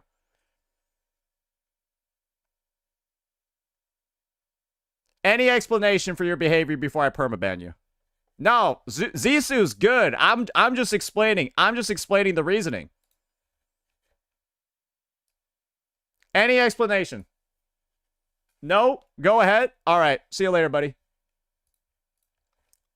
I don't care, bro. That's the thing, right? I don't, like, this is the thing, guys. If you're a 5-month sub and you type shit like that, what's wrong with you? Like, this is the thing. I don't discriminate when it comes to shit like that. In fact, you should be faster to ban people if they like were that loyal. Because that just means they're a fucking snake.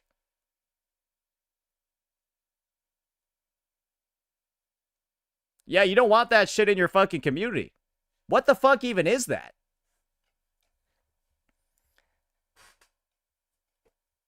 I think he got banned because that message has less opacity. Oh, great. You want to know what happens when You want to check this out, guys? Let me show you this. You ready? I'm about to now open up my Chatterino. Fresh win. Oh, everything's gray because I just opened. Oh, I guess everyone's banned. I guess I banned the whole chat. Yeah, you're right. I must have banned the whole chat when I closed Chatterino. Yeah, I must have banned the whole fucking chat. Yeah, everyone here is banned because they're all faded.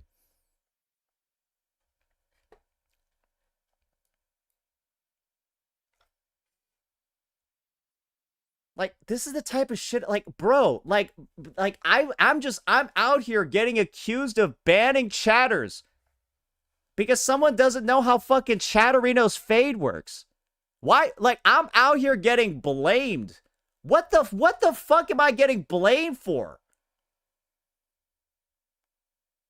Like, this is what we're out here accusing me of banning people for this, spreading misinfo about my stream.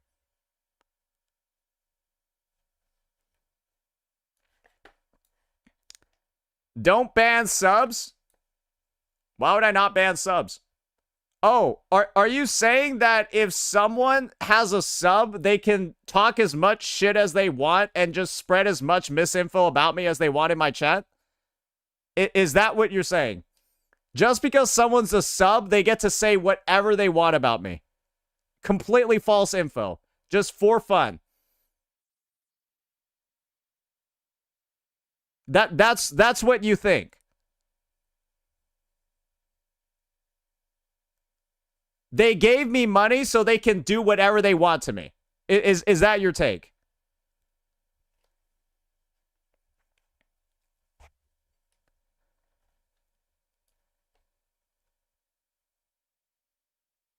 Flashbacks to Waldo. Waldo, like, thought that because he spent 50 bits, he could hijack my stream for 5 minutes, and then he would, like, throw a hissy fit when I got upset with him for fucking putting in a 5-minute TTS for 50 cents.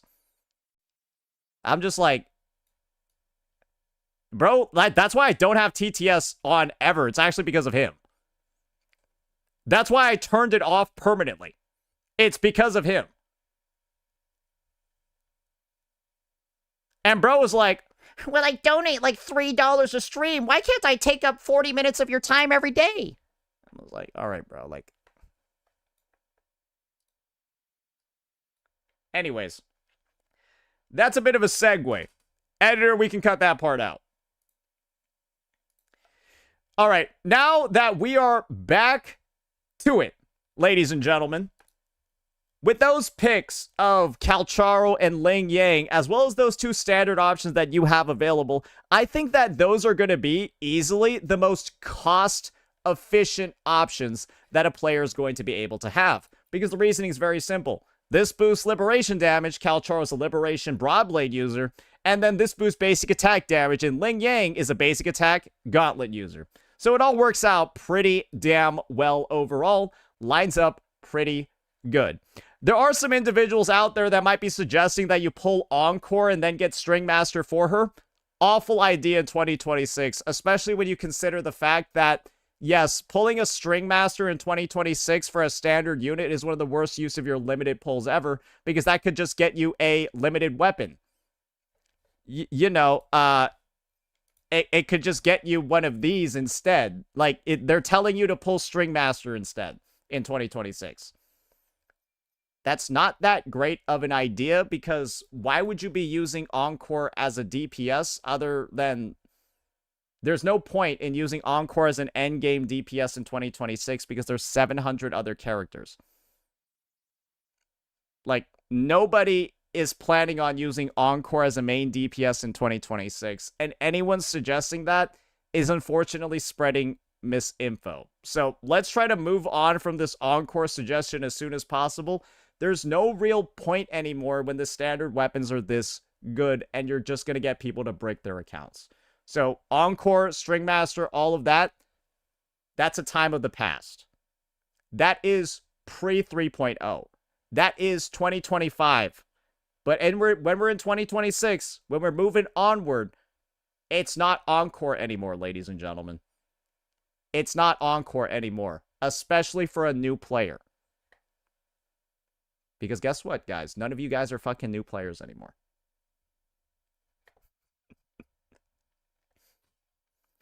So yeah, that's going to be just a little bit when it comes to the weapons. But there's also going to be another bonus that you have as well, ladies and gentlemen. And that's going to be other new player rewards.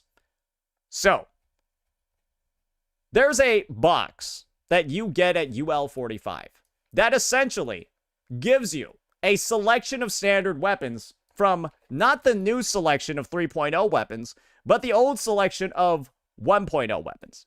And this decision is much harder to make than ever before because while there's only 2 options to pick, both options are incredibly good. You'll be able to select one of these for free at UL 45.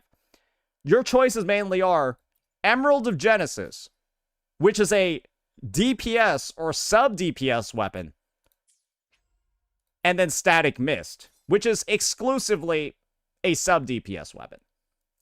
My take on this is very simple. Your choice here depends on what you feel like playing. Because both weapons are incredibly good, and you should have a copy of them on your account at one point. And the reason is very simple. EOG works well with Rover, the main character, who can also serve as a DPS themselves in Havoc form. Rover is actually a really, really good DPS with Linné. It's actually surprising how strong Havoc Rover and Linné, who's on banner right now, perform. It's one of the better teams in the game, actually. It clears pretty much all the content. Then, however, Static Mist is the best sub-DPS weapon in the game on the standard roster, and it's for a pistol user. And there are a lot of pistol users, namely only 2 who use it very well. Mortefi, who buffs heavy attacks and is a 4-star, and Linné herself.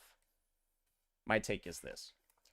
If you plan on pulling Linné, it's probably better to spend your box on Static Mist.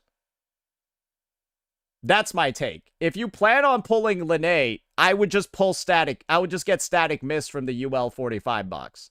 Because that's her second best in slot weapon. And she's an incredible unit.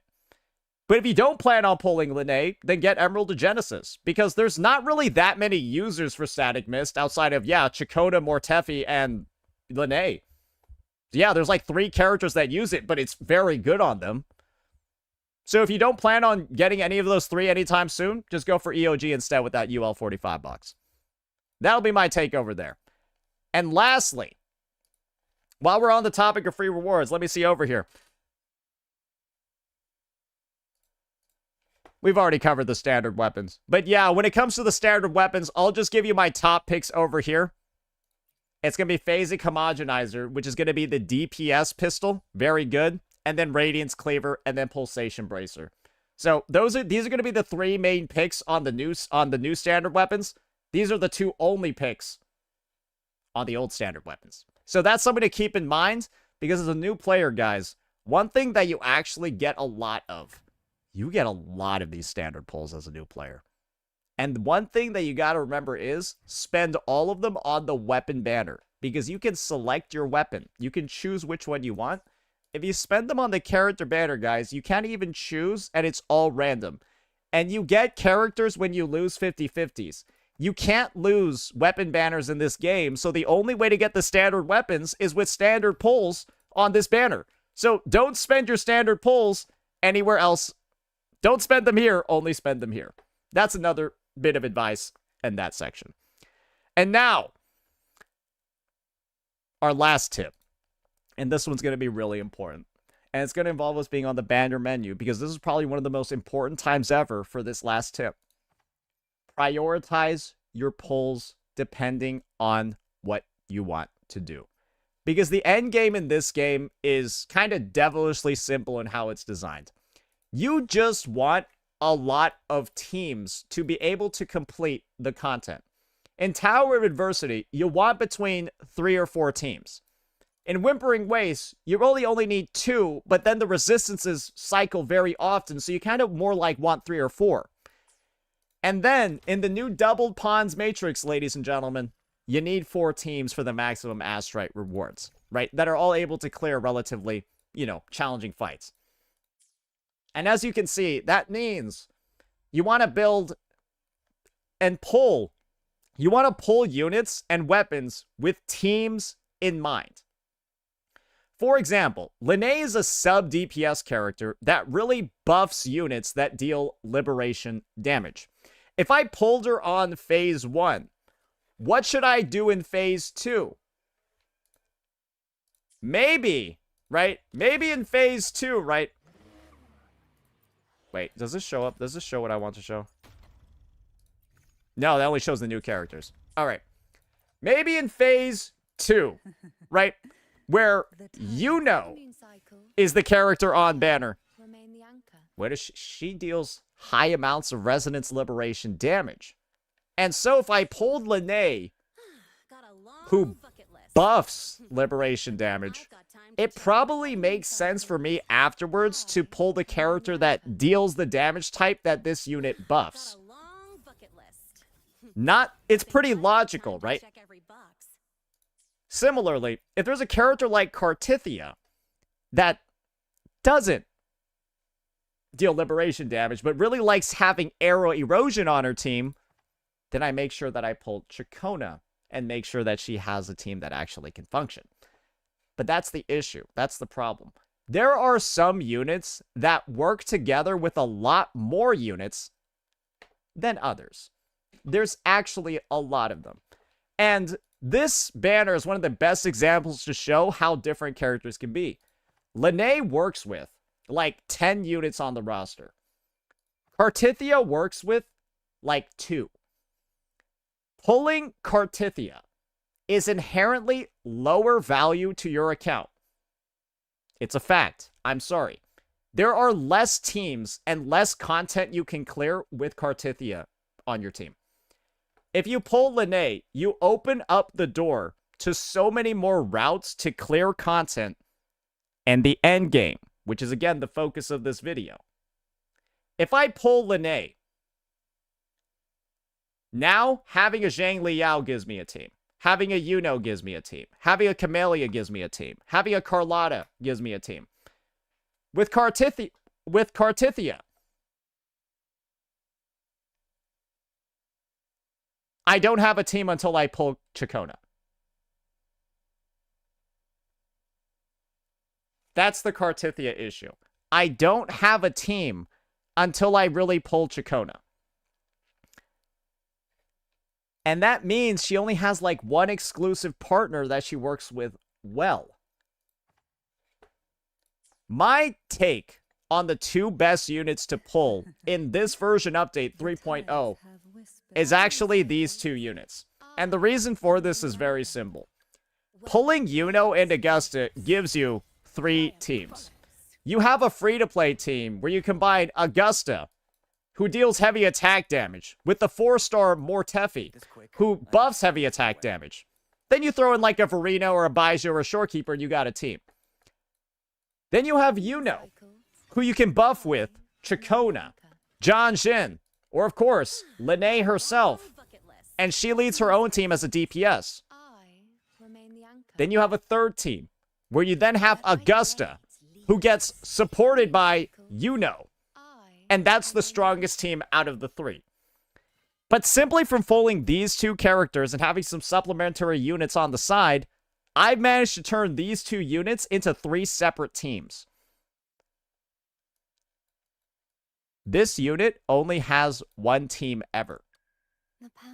And like the only thing you do is you switch out Arrow Rover for Chisa. And like that's all you can do. There's not really anything else going on.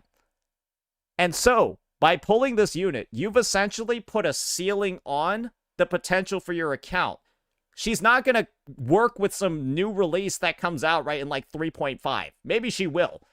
But because her kit is so specifically tailored and designed to work around erosion, if the character doesn't have erosion, she's probably there's just never even going to be a future with that unit. And that's what I mean by, and that's what I mean when I'm saying, plan your teams. Because you don't want to be in a situation where you pull this unit, but then you don't have the pulls to get this unit, and then this unit just sits here and feels like dog ass because you don't have the tools you need to work with her. But if you were to pull just Augusta, or sorry, pull Yuno, and then skip Augusta, ladies and gentlemen, there are a lot of people that did that, and they're not unhappy. They don't feel like Yuno needs Augusta to work. They don't feel like Augusta needs Yuno to work. It's great when you have both of them together. It feels awesome. But when you only have one, you don't feel like you're missing the other. And that's why it's really important to keep in mind how these kits and these units are designed. Because you want to know something about Linné. She's one of the only units in the game that can apply Tune Strained or Tune Rupture, right? And Mornier, and likely other 3.0 units, are the only characters that can respond to this. And so the idea is that if you're really interested in these debuffs, this is a little bit like the Chacona, the Cartithia situation, right? Not as major, because I don't think this ability is even that strong. It doesn't deal that much damage. It's like an extra 80k every time you break them, which is like a Shorekeeper intro skill. So it adds on like a Shorekeeper intro skill every rotation. It's whatever. But that's something you got to keep in mind as well as you're thinking about future pulls too. And so clearly a lot of these systems are built in. We've had recent releases that go against some of those problems, but other releases that seem to really magnify the issues even further. But that's why I'm saying plan your teams and plan your pulls so that if you do have units that feel like they need each other. The B-roll over here is completely unrelated, by the way. Yeah, I have no idea why I'm tabbing between these two units. Anyways, yeah, you just want to make sure if you're ever in a situation where if two units feel like they need each other to function, you're not missing the other. So maybe just don't pull the units that need other units to function. Just that simple. But yeah, those are going to be the main mistakes that I've seen people making in 2025. And with 2025 being the year of negative statuses and tailored teammates and bricked accounts from people not knowing how tailored those teammates were, it's a great opportunity for us to reflect, go back, look at some of the instances in the past, and move forward from there. Naturally, we covered a lot of regular tips too, just for like the average player, and then the stuff towards the end got a little bit more theoretical, but obviously a little bit more helpful too. Maybe even stuff that experienced players can also keep in mind. But yeah, with that, that's going to be it for this one, ladies and gentlemen. That's going to be our new player guide, the worst mistakes you can make in 2026, and here's to hoping you don't actually make them this year. Let me know what you all thought. Peace out. All right. That was a good guide. It was a good guide. Only thing that held it back was a dumbass chatter. That was the only thing. Bro, I can't believe bro is like out here just writing fan fiction about me banning people for their opinion. Bro's just out here writing fan fiction about me banning people for their opinion. What the fuck? And then I was like, hey, you have an explanation? He was like, nah, no, just ban me. I'm like, okay, bitch. Now I'm glad I'm banning you. Bro, when that was the last message that they sent, I was like, I'm so glad they're banned. This has to be one of the most passive-aggressive pussies ever. Like, bro, it's another one of those guys that's like dialing in on like their post-high school embarrassments where they're in the fucking shower afterwards. They're repeating the conversation in their head and they're like, this is what I should have said. Ugh! And then they're like doing that in my chat. I swear to God, man. I swear to God.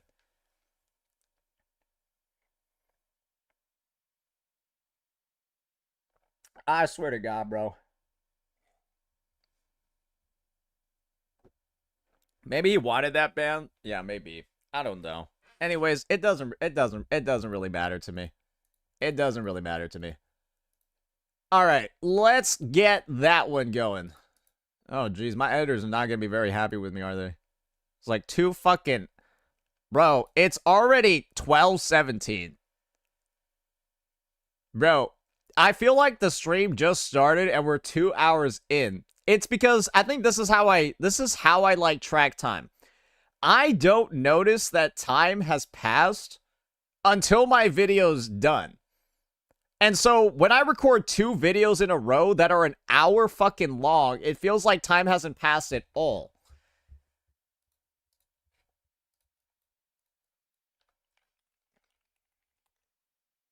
But yeah, that shit was fucking long, bro. That shit was fucking long. All right, let's get that going. Let's get that going. That's like an hour. That's a thick one. That is a thick one for sure.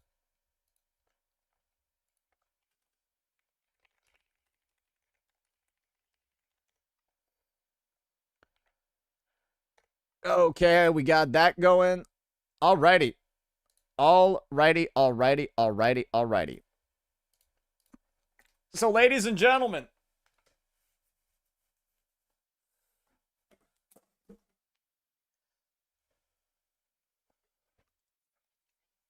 should we go check out some Zenless Zone Zero?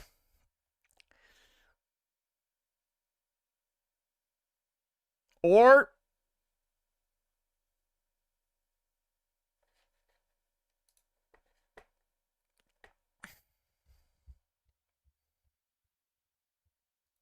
okay, I feel like I should just answer this question now. Otherwise, you're gonna keep spamming this shit for like the next like 5 minutes. The reason for why I'm saying String Master isn't good is because one of the main reasons for String Master's strength is the fact that you can get a free character who's good at using it for free, which is Encore. However, if you pull String Master as a beginner and then Encore, how is that different from pulling Ling Yang with the new standard? Because Ling Yang with the new standard is not like, it's not like Encore with String Master is going to clear anything better than Ling Yang with the standard. Like, do you guys think Encore with String Master is like 70 times better than Ling Yang with the new standard weapon? No, Ling Yang with the new standard weapon is almost exactly the same, if not better than Encore with String Master. And so, I'm telling you, they're both perform at roughly the same levels. One requires only standard pulls. I'm telling you to go for the one that only costs the standard pulls and not the limited pulls. I don't really see what the confusion is coming from. Where is the confusion coming from here? I feel like it's a very obvious question for why you would go for Ling Yang or Calcharo instead. One of them, they use standard weapons that don't cost limited pulls and get same levels of performance to Encore on String Master.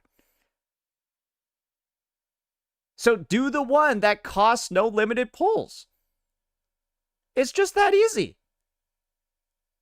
Like, like, guys, that's why I had like a whole section in that vid saying that anyone still saying to pull String Master is going to brick people's accounts. It's literal misinfo and awful advice.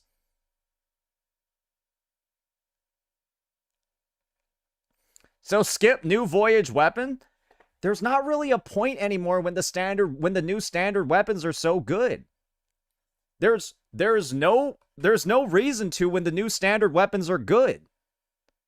Like that was the point. Encore with String Master was the highest level of performance you could guarantee. You can guarantee Ling Yang or Calcharo on the new standard weapon. And that has the...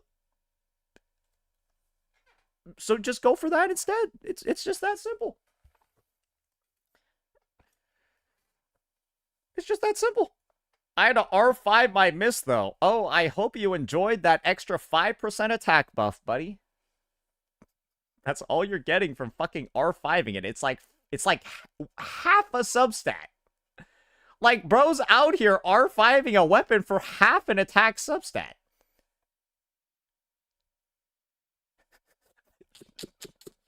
Like, I guess, sure, but like...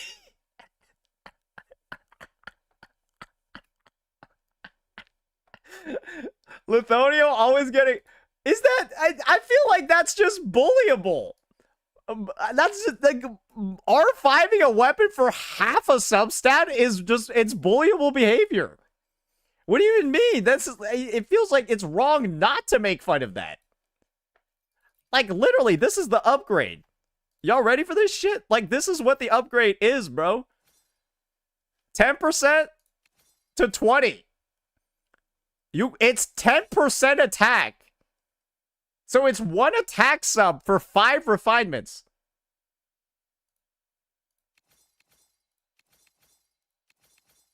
Like, yeah, I feel like spending over 300 pulls for that's kind of crazy, but like, yeah, like over 300 pulls for 10% attack is crazy, but hey,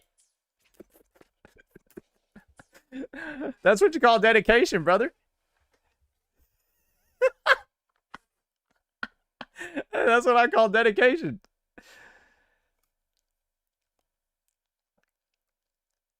Hey, Sane, do you have any New Year's resolutions like making Genshin guides or something? Yeah, you want to know what my New Year's resolution is, Ethan?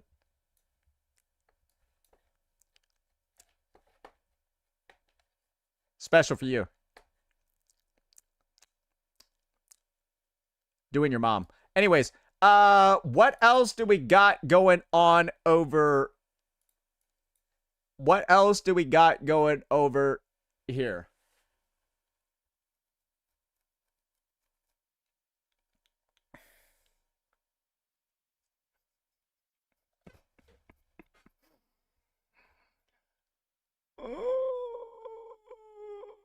Man down. Okay, relax, guys. All right. Did you wish Tectone a happy birthday on Twitter? No, I sent him a text. Nah, I sent him a text. That's better, right? That's better, right? Dreamless? Yeah, to be fair, we probably should do the Dreamless boss fight by now. Yeah, we can record a quick Dreamless boss fight. Yeah, let's do it actually. I haven't done this one ever. Oh, I gotta go over there. Will that guide be a video? Yeah, Scarlet, that will be a video. Did you play the foreskin quest? No, I haven't. Precision and quantification are the bedrock.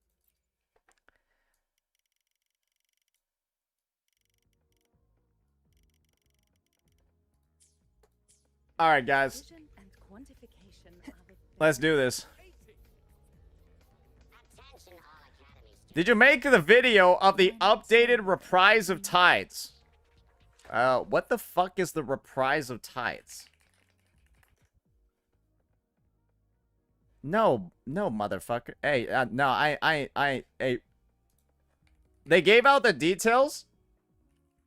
They gave out the details of it?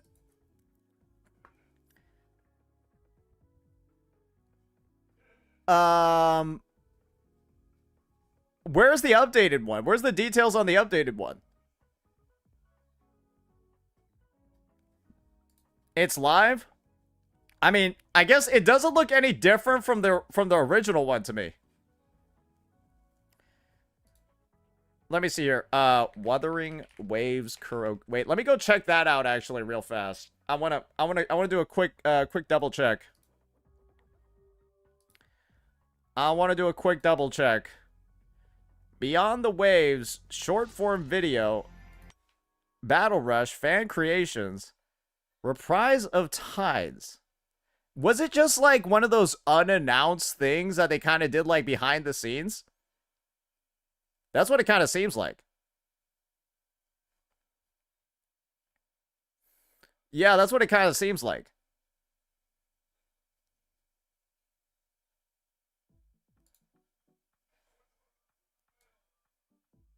All right. Well, I guess the only difference is that Reprise of Tides now gives you like a trial character, right? Because this is what that chatter was talking about before. It's like the returnee event, right? And I guess you now get like a trial character to use and like add to your team for like 30 days. I think that's what it is.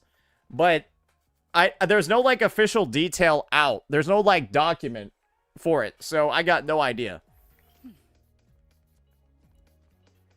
But, yeah, wait. Isn't there, like, a button here I can, like, turn into a sperm and then... Okay, perfect. Nice. All right. Why not savor this? Hmm? They don't strike me as ordinary. Well, that's what happened. What the fuck is... Is this where you do the hologram? Hello?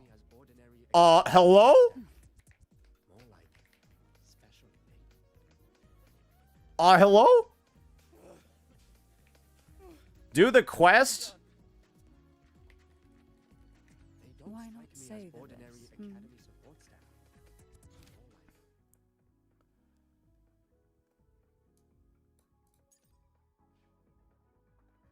Is it this one? You need to talk to some girl first. Okay, alright. Here we go. Proceed. Talk to Why not savor Napolita.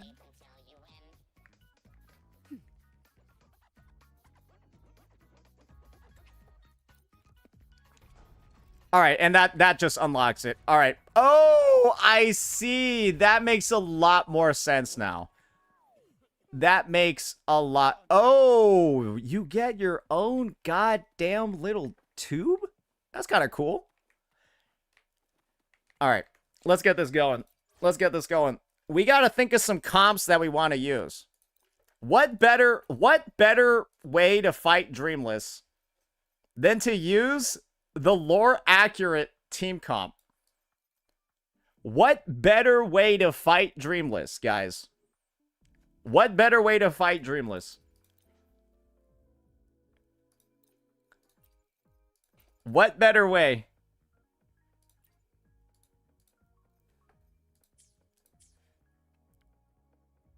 Let's do it. Let's fucking do it, boys.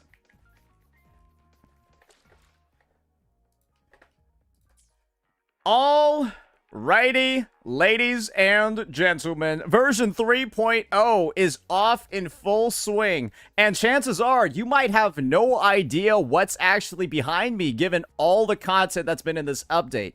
And the thing is, this is actually potentially one of the most exciting things yet, because even with this upbeat song in the background, we're still going to be having one of the craziest fights in the game actually coming up. It's gonna be the Dreamless Tactical Hologram, ladies and gentlemen. And what better way for us to do the Dreamless Hologram than to use the lore-accurate dude who mogged her? So without further ado, let's go ahead, let's get right on into it and use a Gion team to take down... Well, whatever the hell this is. Difficulty 6 Dreamless. Damn, we can get in the mecha. Get in the mech. Okay, here we go. Alrighty. This is a nice little interface. I'm kind of liking it. Okay, alright. Alright. Let's actually take a look at the mechanics of this boss so that we understand it before we get into the fight. Usually I try to figure it out on my own. We'll try reading this time. Something that gacha players never do. Everyone knows it has higher havoc resistance. Alright. Dreamless enters the looming turmoil state upon recovering from immobilization the first time. During the state, she sends out deflectable halberd of destruction and vectors of ruin, which reduce her vibration strength if successful. Ooh, seems like Gion's the perfect person to use here. He's gonna be parrying all that shit. Dodging halberd of destruction and vectors of ruin cannot trigger successful dodges. Wait, these guys literally said you can't dodge. No, these guys literally said parry this, you fucking casual. You have to. You have to. Endless. Dreamless will unleash Twilight Eve after entering Looming Turmoil. Reduce her vibration strength to below 50%. Okay, so we're on a bit of a time limit. All right, let's give this a bit of a go. Gion, surprisingly enough, seems like one of the best mean, characters Cypher? The to battlefield is use against dynamic. her, because, Do not let your guard down. well, you want to be able to parry. And who else is great at parrying? Let's give it a try. Ooh, I should have read. I just brute forced my way. Oh, silly gacha players. Why is this, like, loading like dog ass? All right, let's do this. Yep, we just deflect. Let's do it. The unfortunate part is that I feel like she's just gonna, like, die here without me doing anything. So we'll just... With style and grace. We won't focus on using too many resources for now, This is nothing. because this is difficulty 60. I can't even do a rotation. I can't even do a rotation. It's just that easy, folks. Just so you guys know, the loading screen took longer than the fight. Bow before me. Entertain me. World at my string. Faith, thanks for watching. Revealed. A grand... I know I said we were gonna use Gian, but there's not a point yet. There's not a point yet. That wasn't even the duration of an outro skill. That was literally exactly 14 seconds. A perfect chord. Listen. All right, maybe we'll be able to Trio use an of ability here. destiny. Oh, no, it doesn't On look you like go. it. I think Yuno's about to take it here. The Goodbye, moon Dreamless. is full. Oh, no. You Never dare mind, she test lived. me. The insolence. So, yeah, we still haven't made it to Gian's this was supposed to be focused on him. Anyways,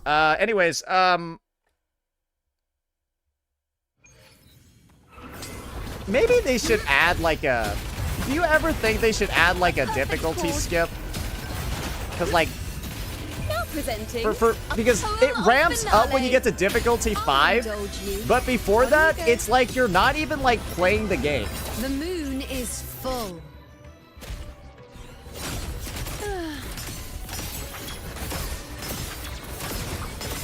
Ready for battle. Oh, we made it on Gian, boys. Reshape. I can take it. 7.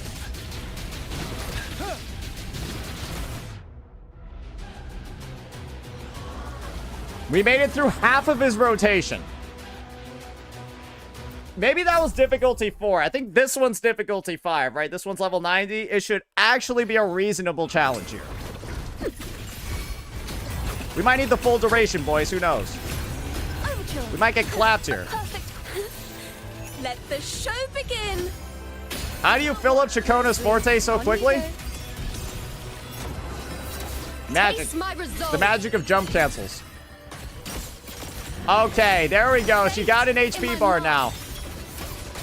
Future. Reshaped. Ready for battle. Unstoppable. Have my fun.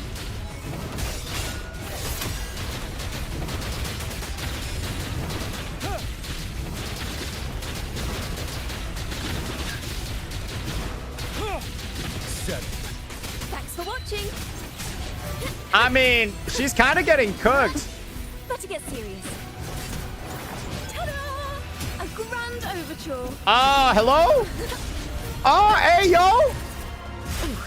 The pitch is lowered. Wonders and tragedies go together.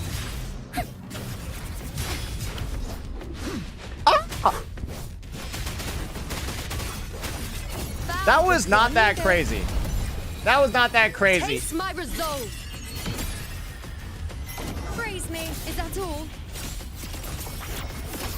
That phase is a little bit... That was not what I was expecting. But yeah, you're not supposed to be able to dodge those. You can't consecutively dodge them. You gotta parry. But yeah, that was not too hard at all. It's like her first phase is really easy, right?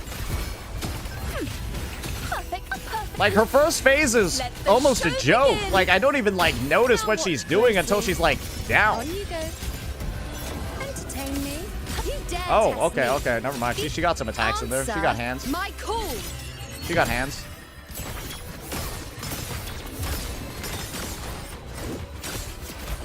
You're wide open. Fear no more. Revealed.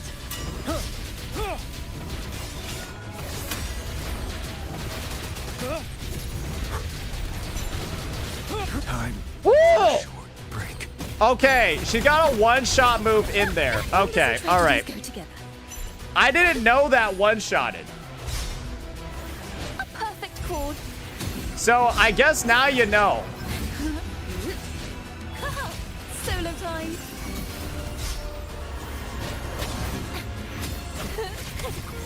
I hear the weak. Now you know. Okay, is there any way to cancel these? Yeah, let's restart. So, yeah, when she summons those little cards in the background, that's a one-shot move. I had no idea. Yeah, I didn't even know what that... I don't think I even saw that attack a single time. Presenting a poem of Honestly, finale. I thought she was going to throw out something that could be reflected. I thought she was going to throw out something that could be reflected. Right? Because I associated the cards with, Face me. Fate in my mark. Causality You're wide open. overtap. Fear no more. Don't you worry.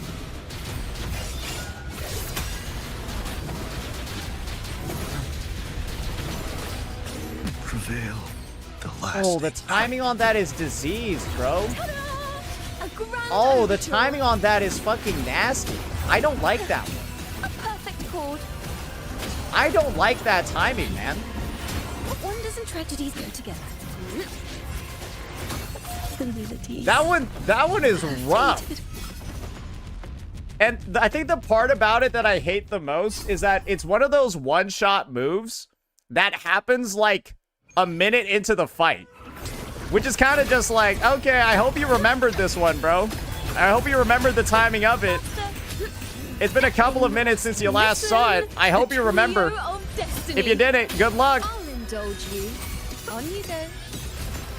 Answer my call. Is this 5 already or 6? No, this is like our second try on 6. World at my strength. Future. Ready for battle. Unstoppable. This is like the 6th or 7th try. No, this is like... Settled. Don't you worry. What the hell? Time for a short break. She has a Bro, I was trying to tomb break her right before she did that. I'm like clicking the prompts. Like, I was trying to tomb break her and then the animation didn't go off and then I got juggled.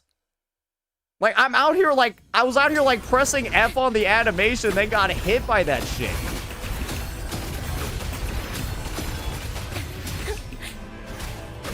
A perfect chord. Let the show begin. Yeah, she tomb broke me. Bro, I got fucking... She played volleyball with me, bro. That shit was crazy. Answer my call. She wants revenge for all those weekly mats. Yeah, that's what it seems like, man. Foe, be my prey. Fate You're wide open. Fear no more. revealed. Don't you worry. Wait, what the... Setback. Bro, Wonders this is and what's tragedies fucking go with me. together. I hear the tomb break noise. I'm spamming F, but I'm not in range to activate it. Basically, tomb break is like fucking me. A perfect listen. The trio. Tomb of break destiny. is fucking me because I'm like trying to like weave it in. I hear the noise moon and then is I'm full. dying right afterwards. Nonsense. Is that all? You guys get what I mean? Like, a bunch of my deaths have literally been from right after I tomb break the All of enemy. me. Ready for battle. Unstoppable.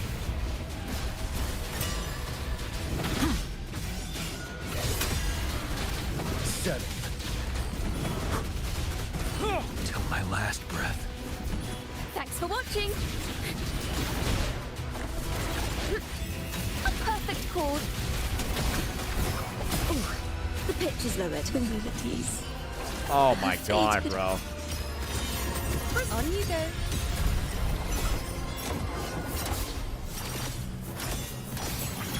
Maybe when we get into our second phase, it'll be better. Taste my resolve. Face me. All of You're wide open. me. Fear no more. Here we go, right? Yeah, it'll be easier here, right? Break.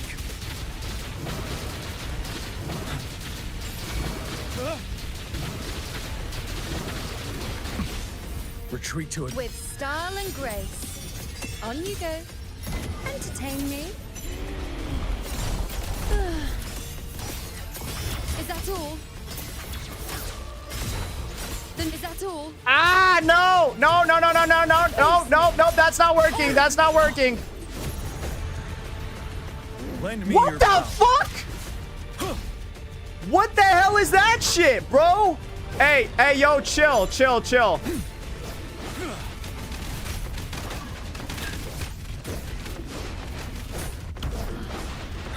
What the f- Okay, I'm not gonna lie. That felt kind of jank.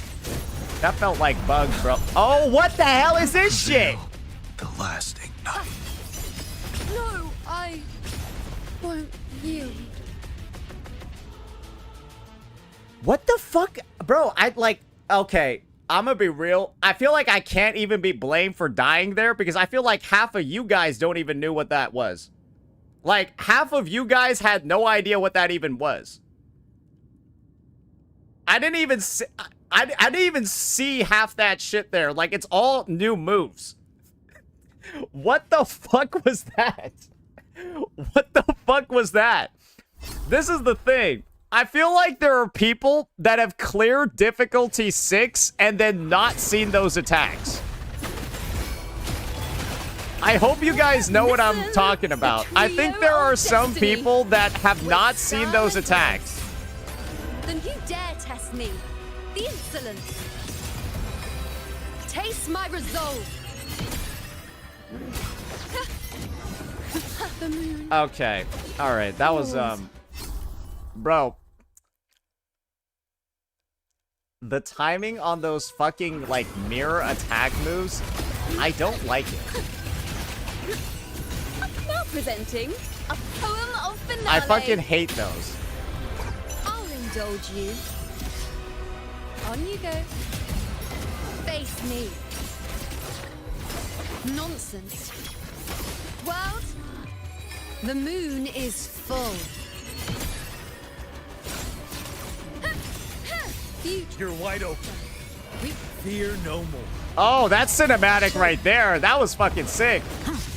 Oh, cancel that shit. Finale.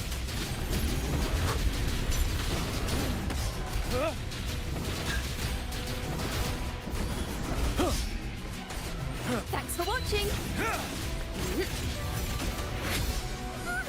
A perfect chord. Oops. No, don't juggle me. Playing the last What the fuck?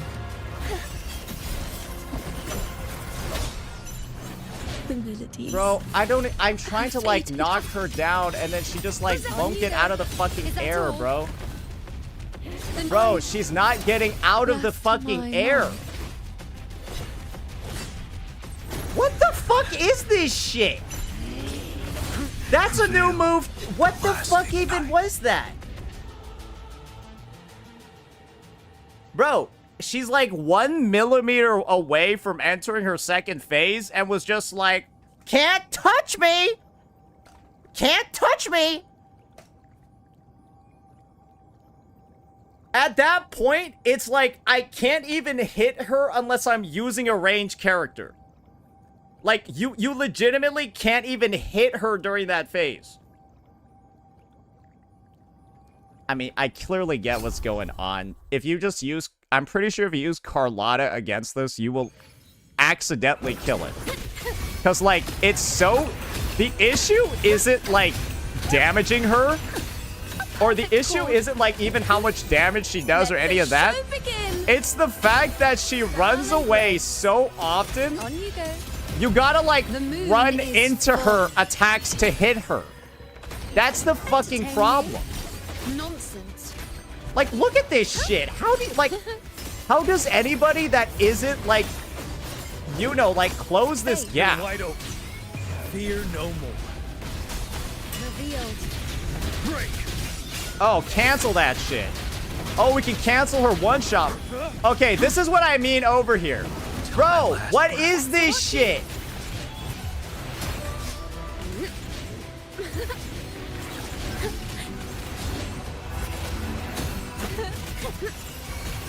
Now watch closely.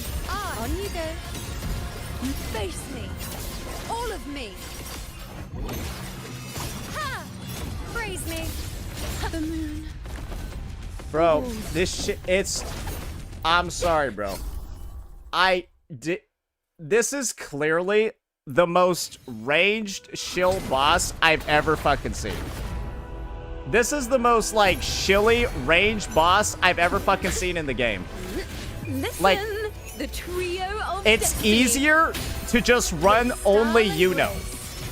And the reason for that is simple. The moon Bro, is she just full. starts dashing away from you like a fucking Not freak. at all. She starts dashing away from you like a freak. And so if you're playing anybody Faith Ready for battle. that has like melee abilities, revealed. Settled. okay, maybe I can cancel it with a tomb break here. Okay. Hey, I guess that's what I gotta do. Thanks for watching. Maybe this mechanic is meant to like, maybe this is just like literally a tomb break check. Solo time. Polyphony. In the last note. Now presenting a poem of finale. I'll indulge you. On you go. Is that all? Wayne. Bow. Taste my resolve. Okay, here we go. That should break her. Face all right. Me. Foe, be my prey. Causality Ready for battle. Unstoppable. Here we go. overturn. Time to fight back. All right, come on. Let's see it, Dreamless.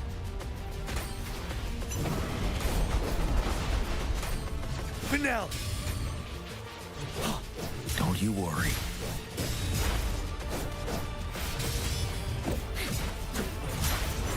Ta-da! A grand overture. What? Where are you shooting that?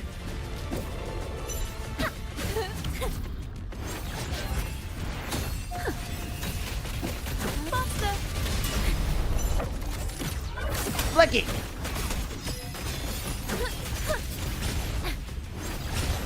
Okay, I haven't even seen any of these moves, bro.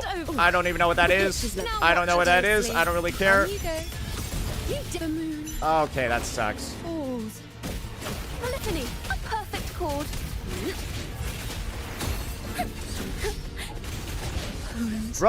Bro, she took out the little sword. What the fuck did she do with the little sword?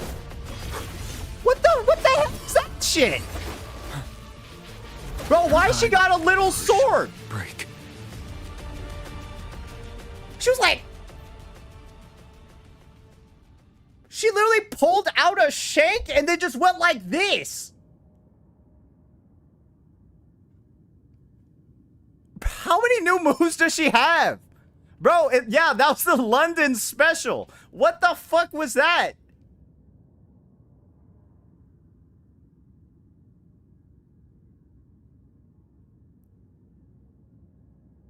I don't even know. Bro, that didn't even look like a move that was supposed to be in her kit. She just like put away the scythe and then took out a shank. I've never seen that in my... That doesn't even look like a thing. Bro, she's about to pull out a gun. Bro, she's gonna pull out a fucking gun in the next hologram. Perfect wrap-up. What the fuck even was that? Let the show begin. Now watch closely. Oh my god. I don't even know what to say. I'm like Taste literally my mind resolve. blown. Like part of this fight, I feel like is just the discovery of all of the weird shit that they like decided to make her do. Like, bro, we can like reflect her bullet and then like catch her in the air. Overturn. This definitely has to be probably like one of the most interesting holograms ever. Just from that perspective alone. Thanks for watching. Buster, a perfect Oh, ball. come on! Come on, no, let her be hittable! Pitch is lowered. Overdraw. Ooh, the pitch is lowered. Bro, I hate, dude, no, Faded. that's the most disease fucking shit in the game. When she's on 1 millimeter of break bar, I can't regenerate any energy because I can't hit her. I can't do anything because I can't hit her. You can't even hit her for ER. What? Why is a phase like that even in there? It's like, hey, if you're not using a ranged unit, just go fuck yourself. That's the phase. If you're not using a ranged unit, it's literally go fuck yourself. Oh boy, you know what? I can't wait until we clear this. Cause then I'm gonna pull out the Blicky team, and you'll see what a fucking joke this fight is in the Blicky team.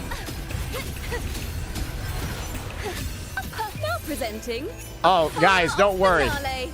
We got the With Blicky team style coming, and don't worry. grace. On you go. Taste my resolve.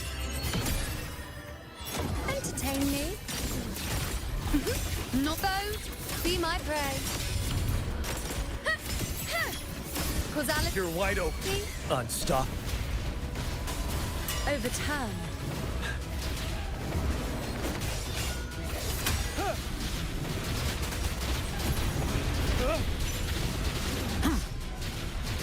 Finale.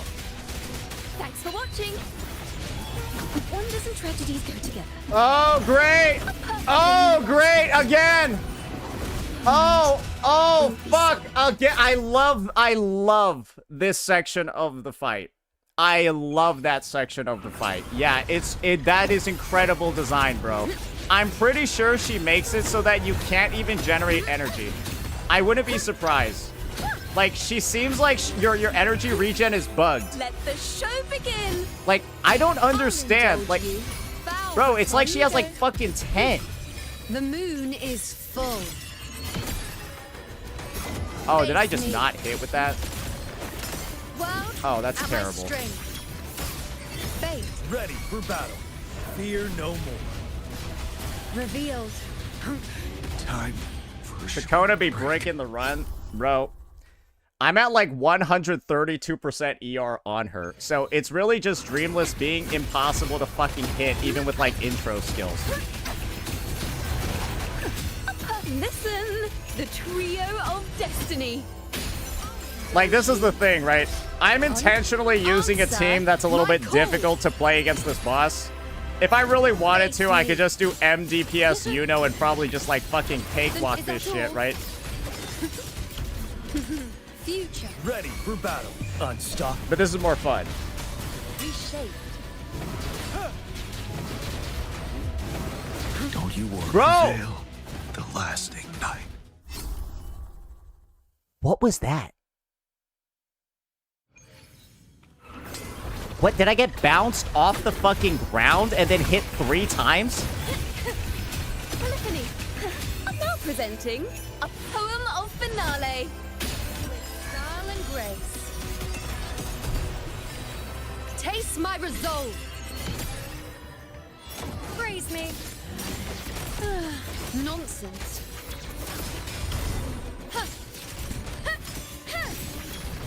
Causality overturned. You're wide open. This Oh was shit, my pleasure. utility wheel! Fear no more.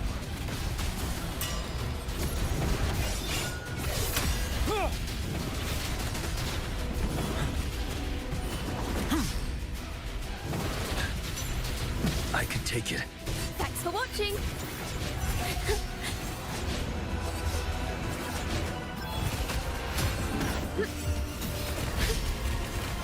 Wonders and tragedies go together. Oh, Now watch closely. On you go. Answer my like, call. dude, it's just so frustrating to play that final. How is she not broken? The insolence. Wait, what? Fate in my mark. I'm Ready sorry, for bro. battle. Did someone see how she was not broken? Break. Unstoppable.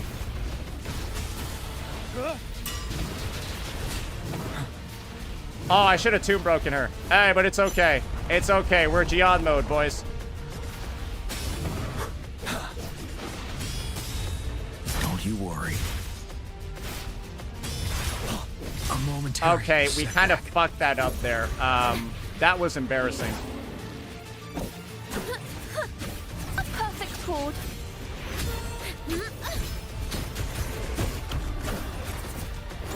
Ta-da! A grand overture. Let the show begin. I'll indulge you. On you Gion go. mode, boys. Entertain. Wait, why is she Taste my dead? resolve.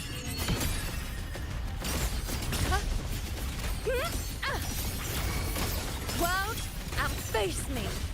All of me. Thanks for watching. Master. All right, this might be it, boys. Ta-da! A grand listen. The trio of destiny. With style and grace. Face me. All right, we got it. So, yeah. I would say this is overall, this is the most range-tuned fight I've ever seen. I don't think I've ever seen a fight more obviously geared towards a ranged DPS on your team, because what the fuck even was that? Where you have so many phases where the boss just actually teleports 500 feet away from you. The only way to damage them right is to go up to them, but then every attack that they do will one-shot you. So it's like, you have like very few windows to deal the damage. That's why Yuno looks so good there, right? Because it's fucking easy. It's so fucking easy. So, yeah, wait. Can I change my team? All right, here we go. So now I just want to show you how absurdly easy it is when you decide to start using some range units instead, because I'm having an idea right now. This is probably going to be actually effortless, but let's give it a try. Who knows? Maybe Lene will, like, die because, like, she needs to, like, charge up her shit. I'm thinking this is going to be pretty easy, though.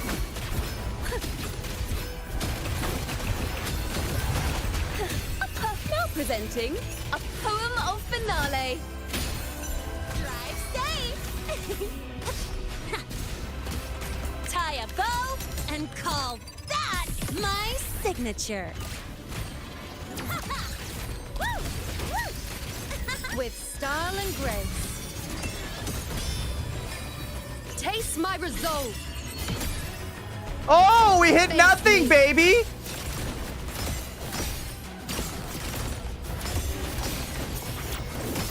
World at my strength. Faith, thanks for watching. Revealed. Hey, guys, does this look fucking easy or what? Ooh, the pitch is lowered.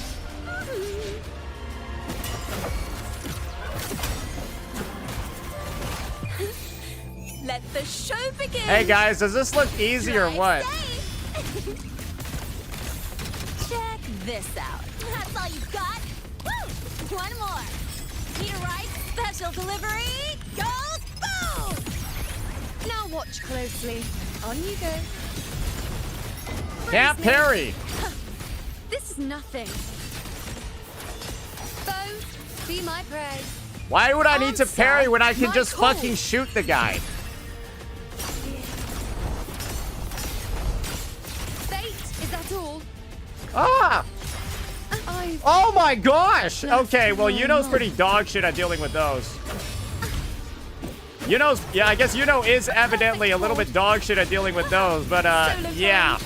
You can see over here. Wow, this fight got really fucking easy, didn't it? Listen, the trio of destiny. Yeah, this fight got like really fucking easy, didn't it? You haven't seen a world Oh no. of black and white. Oh no. Okay, well, I think Chakota low-key could actually solve Grand this. overture. Wait, what is this? A perfect chord.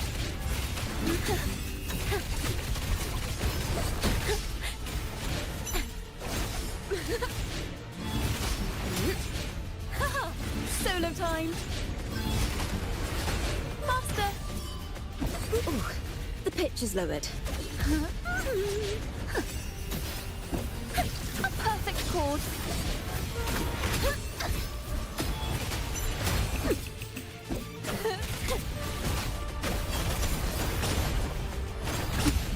No! Will be soft. It's close enough.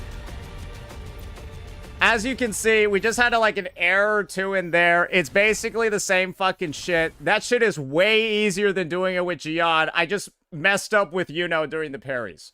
I don't really care. I didn't really have anything to prove other than this shit is fucking easy when your DPS is ranged. That's all I'll say. This shit is mad easy when your shit is ranged. It's absurdly easy. Now I'm gonna play probably the easiest one of them all. Are you guys ready? We're about to unleash the Blick Lord 9000. The double Blicky team.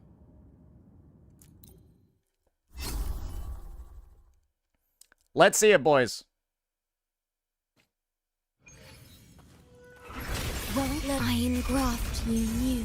The American edition, yeah. Shake it, tie a bow, and call that my signature. Woo! One more. My compliment. You will yield.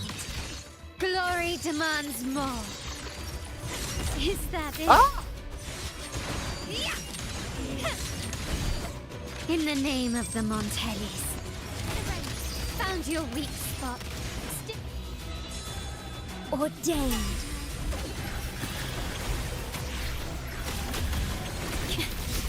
The feeling of astral modulation. Drive safe! That's all you got? Don't blink! You'll miss the best part! My compliment. Running won't save you. Oh, I don't. I have an You will ER yield. issue. Uh-oh. Whoopsies, Is that's a that little it? awkward. Not even close. Surrender. Wait, what? Oh, I had a bit of an ER issue. That's awkward. Still recognize me? Is that it? Physical damage detected. Physical damage detected. Uh-oh, that's not... Do Oh, not she's just engage. tanking them, bro. Yeah, I have a bit of an ER issue, unfortunately. We'll get her next rotation, boys. Don't worry. I actually can't parry these. Do not impede. Bro, she's just fucking taking hits, man. Oh, no, those are lasers now.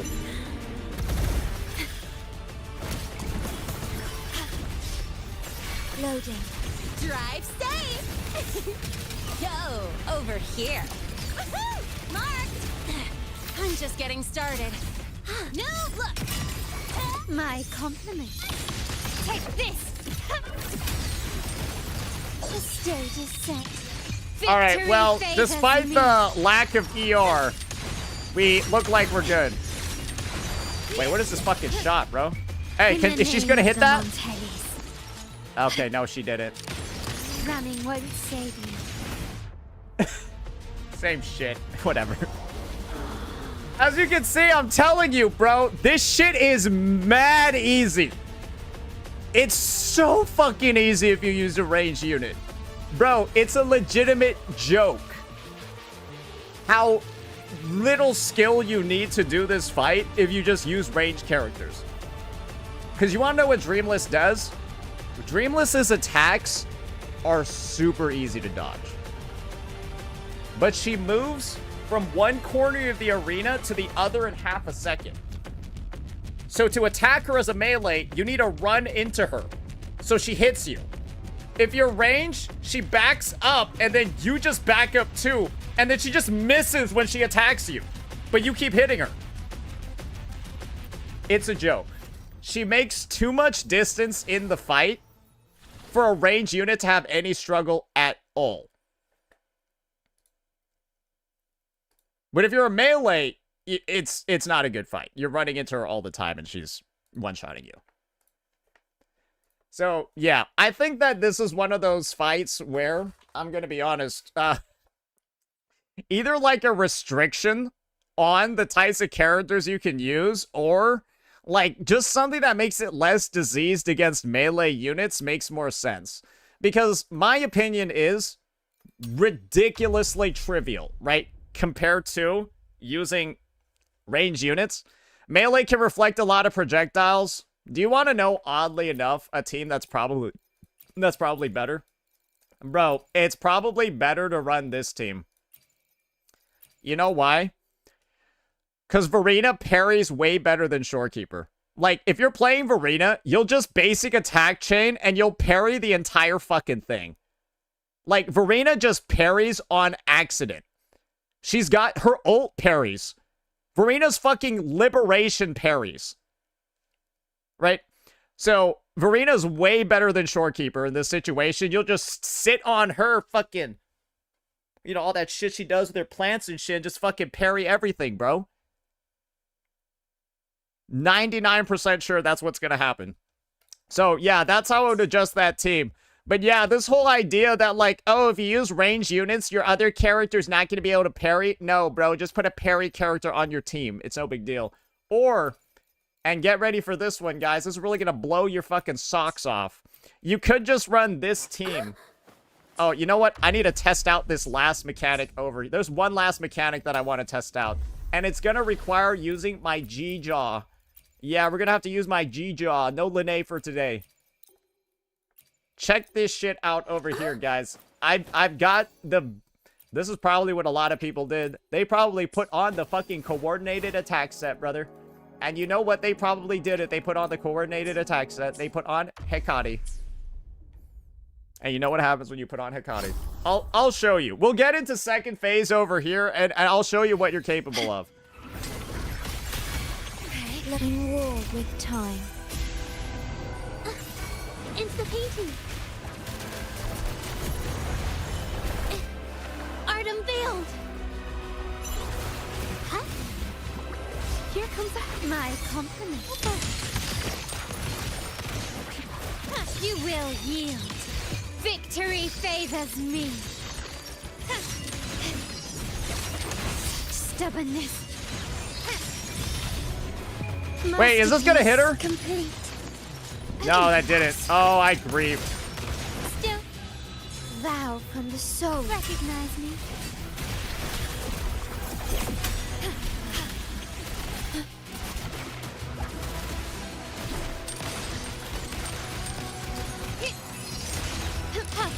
Take this.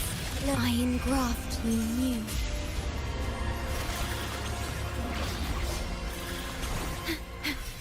Get ready, guys. Are you ready for this shit? We're gonna wait until she sends out like 400 of them.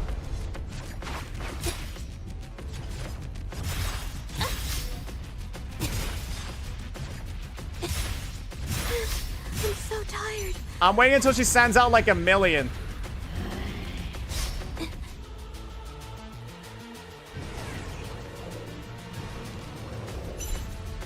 Here comes a helper. Bro, just do that. Obviously, it has like a bit of a cooldown, but like that will like get it 1/3 of the way down by itself. Oh shit. Oh, that's not good. Durability. Anyways, Depleted. that's just the final thing that I wanted to show. The fact that you can use Hecate. But yeah. That's another tip.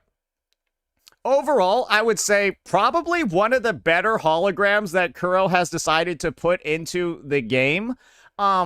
Once again, though, I do think that the matchup, melee versus ranged, is way too polarizing in this one. Probably the most polarizing experience that I've ever seen in a hologram. Where I think it's a good, solid fight that you'll get some fun out of as a melee. But if you run this with like a Carlotta team, if you run this with like a... I don't know, a Linné team, a Yuno team, you're kind of just gonna be here and you're gonna be like, okay, that's it? Like, wait, that's all? Because you won't see half of the moves. You won't. you kind of just won't. And the end result is these are here for you to have fun. I don't think that these are here for you to, like, get a shit ton of rewards out of. So try to enjoy the fight in the way that gives you the most fun. So yeah, that's going to be it for this one, ladies and gentlemen. Overall, great design. Excited to see how they upgrade old bosses for new holograms in the future. Peace out. Alrighty. That was an alright one. That was an alright fight. Is it the best one? I think there are too many frustrating elements to that fight. For example, that one phase where I got stuck on her with like 10% break. That's just not fun. Where she like will attack you, like dash up attack, and then immediately back another 400 feet. And it's like, when I'm a melee in that situation, I'm kind of just like, I'm not playing the game right now. Dreamless is the one playing the game right now. I'm not playing right now. I'm waiting to see what Dreamless does. Because I can't do anything without Dreamless's permission in this fight. Because she decides everything in the fight. Because she's teleporting across the fucking arena. Like, that's just what it is. She's the player. She's the fucking player in that fight. I don't know how else to describe it.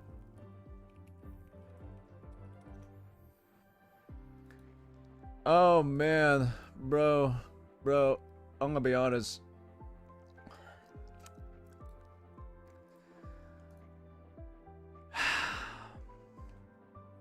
I was supposed to play ZZZ today, but I don't want to. And you want to know one of the reasons why I don't want to? Do you want to know what I discovered yesterday? Nando was pre-farming on my account, right? Let me show you guys something. So, this guy over here messages me that he's done pre-farming me for the day, right? Bro sends me this picture. Bro sends me this picture, right? Let me show you. Bro sends me this picture and he's like, yeah, your Yi Shungite's looking pretty good, man. Yo, she's looking pretty solid. He sends me this picture. And I'm like, oh. Yeah, I guess she's alright, isn't she?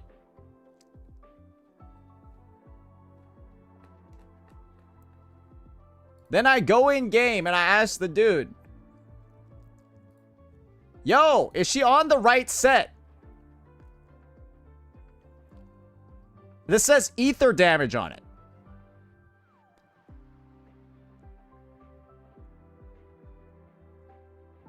And then I look and all 4 of her pieces are this pink thing.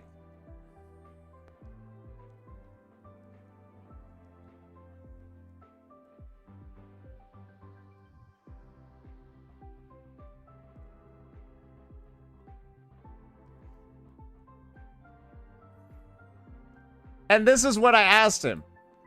This is the conversation verbatim. I sent that, and then I was like, why this set say ether damage? And then Nando sends me, God damn it, glorp exploding. Then I asked him, are you brain damaged? That was a little mean, but hopefully you can understand over here. All 4 of this, it's all 4 pieces are the wrong set. They're all the wrong set. It's not just one, it's all 4 of them are the wrong set. And then Nando messaged me. He says, that was a genuine mistake. And then I asked him, on all 4 slots. It was a genuine mistake on all 4 slots. And he said, yes.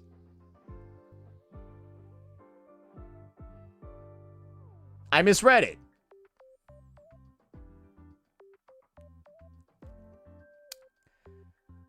So let me I should probably actually pop open ZZZ just for this. So just so I can visually show you how distinct the 2 sets look.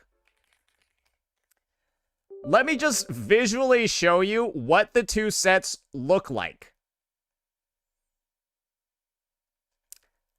Nando, I have a question to ask.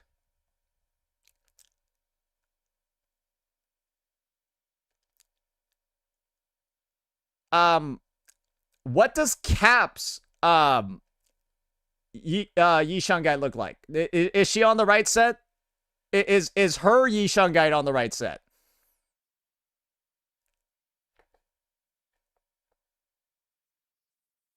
So if she's on the right set and mine isn't, you know the answer.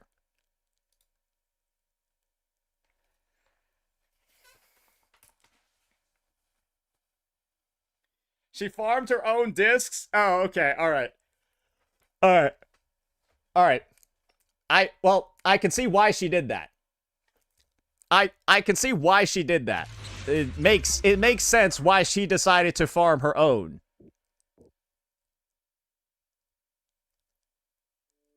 Probably the right decision. Probably what I should have done.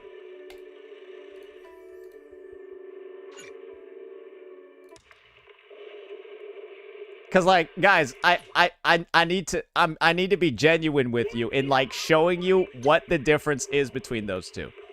Because this ain't like oh he got Celestial Light and the new Spectro set confused. They're both yellow.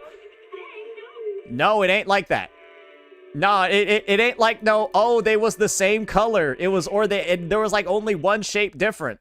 No, it was not like that. Let me show you the design of these two disk drives. Let me show you. The fuck? Get out of my face, ugly. Ooh, we really harmonize. I'll give you a hand. That's the right set. It's got like dragons and like clouds on it. That is the set that this is what it looked like when I logged in. Bro's out here deleting the evidence. Bro's out here deleting the evidence. What are we doing here, Nando? Anyways, it was all four of these were the pink ones. And I was just like, wait, that doesn't even look right. They're all pink. It's just like pink.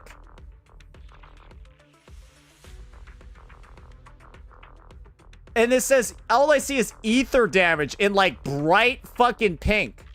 I'm like, bro, even if you were like, it's like right there.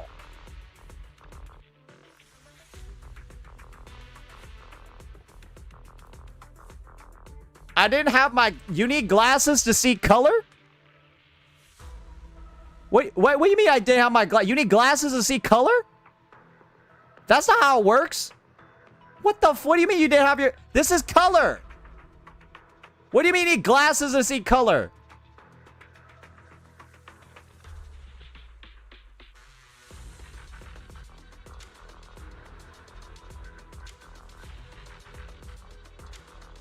I don't think they make colorblind glasses. Do they?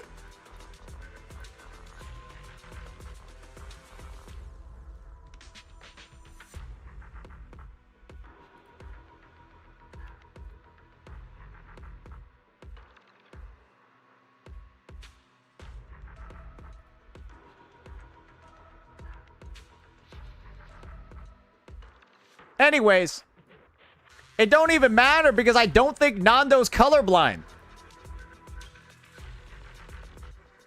Like, I don't think he actually is. So like that's the point. Unless he is, then he just managed my account. You're not. So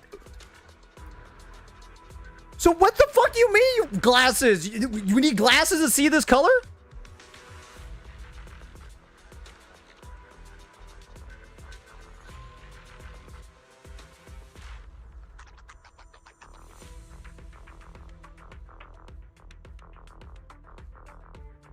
I am basically blind without my glasses. Oh, that's pretty fair. Okay. All right. Anyways.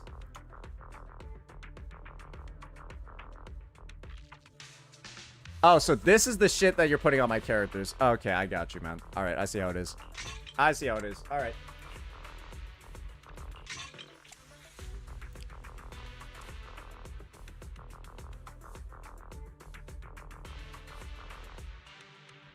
You know what? Why don't we wait on this Yi Shungite video for like a day? Yeah, why don't we just wait on this one for like a day? Yeah, why don't we just wait on this one for a day?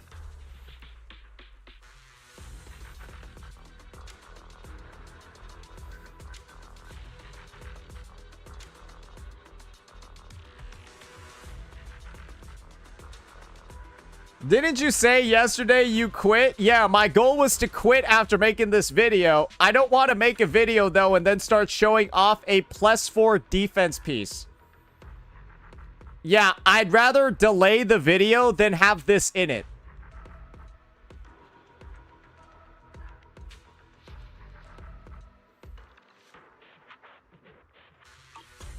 I'll give you a hand. Also, Nando, can you stop leveling up my useless fucking units? Why is Ellen level 60? Why is Pulchra level 60? Why is Haruma... Something? Why is... Do you want me to fight? Wait, why the fuck is Pulchra level 60? Loyalty lies with the winner. What the fuck are you doing with the level 60 Pulchra?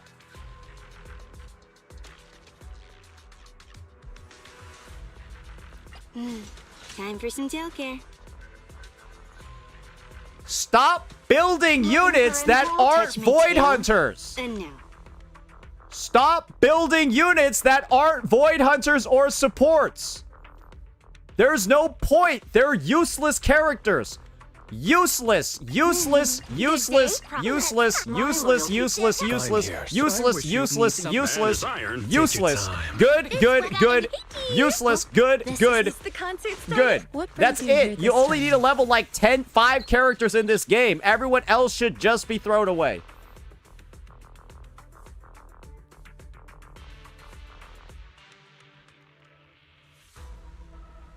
Why is Zhao level 1?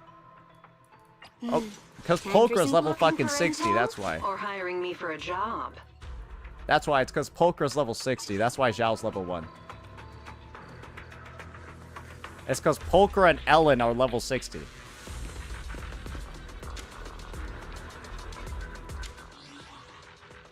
She was level 60 a while ago. Yeah, you would know best because you're using all my fucking resources on it. Like... Why the fuck are you even leveling Ellen when I have Miyabi on the account? I'm just wondering. Why are you even leveling Ellen?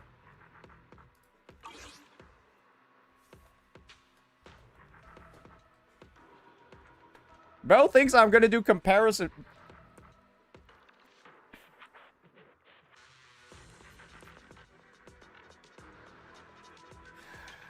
Oh my lord. Okay, we got a little bit of battery charge, boys. So, we got a little bit of battery charge. So, why don't we address this dog shit menu? And, okay. We got area patrol. Deceits and bulwarks. Wait, am I not right? Auto combat. Here we go. Can be crafted. Alright, sure, whatever. I'm too lazy, bro. I don't care. I don't care. Boom! Dog shit. Dog shit. If it was Nando, he'd say this is good. This is one of the best Yi Shungai pieces he's ever seen. He's like, yeah, this is gonna be amazing on my Yi Shungai. Yeah, she's gonna love this piece. Dog shit. Dog shit. If it rolls all crit, it's usable. Oh, that's pretty bad. Oh, this is just awful, bro. Nando, I just have one question. Did you ever use my battery charge to, like, level up shit like fucking Pulchra? Like, did you use my battery charge to level up Pulchra?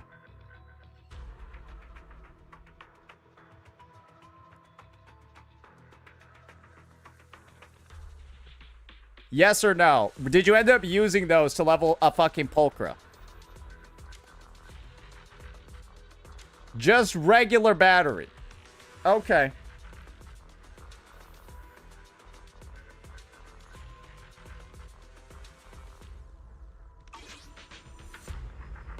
Yeah, I don't know. I don't like the fucking. I don't know what it is, but like the resources in this game are just so awful. I still don't know how this game has like takes the longest time to build characters. I still don't know how that hasn't been addressed yet. Like, I still don't know how it has not been addressed yet that this game is the longest one out of all the Hoyo games to build fucking units. Like, it just takes, it takes days, bro. It takes fucking days. And low-key, I feel like the daily gameplay loop is why this game is, like, losing players. Now that I think about it, it low-key has to be the gameplay loop. Bro, you gotta log in and then repeat a training challenge like 40 times. Like 40 times in 1 week to go from 50 to 60, and that's all you did the entire week. Log in and then do just the training challenges. For like 3 days in a row. Like, what the fuck? Bro, I think I'm just gonna... Oh my god, how do I even like... How do you even play this character? Hey, surely we'll be able to figure her out, right? I don't even know how to use her. But hey, I got my +4 defense roll ready to go, though.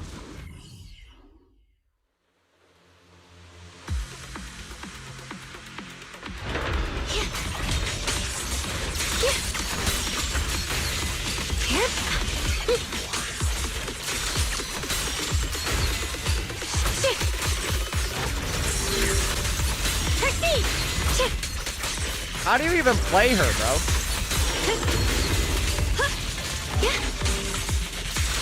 I'm just trying to max out my stacks, right? Oh, that's it? Light brings the dawn. Bro, they added miasma to regular mobs? Got one for complaints. If you spot an ethereal, intercept. See you. Hotline connect. A measure of steel slices the world through.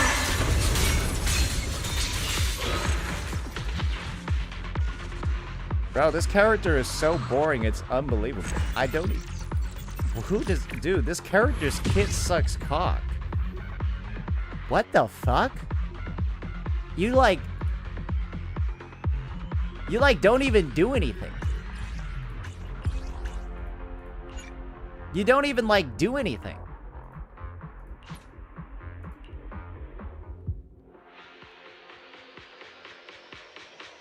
The Galbraina of ZZZ? Bro, she's worse than Galbraina. I don't even... There doesn't even seem to be, like, resource... Like... Yeah, I'm just sitting here spamming basics. I feel like I can't even get hit. You're now connected with the gold fire. Turn around. Smash them. I'll be fine.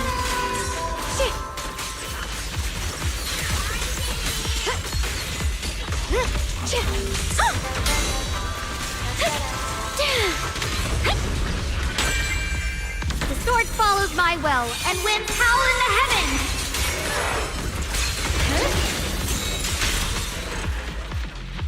I'm sorry, who designed the voice lines? Who...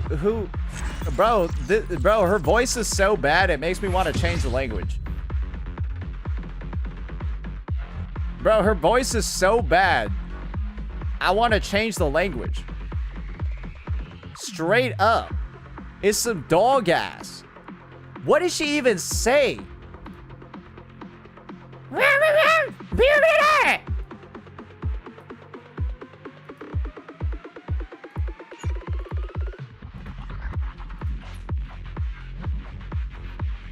Alright, this is what we're gonna do. Nando, to undo the wrongs of your dog shit disk drive rolling, we're gonna throw away a bunch of our old fucking disk drives.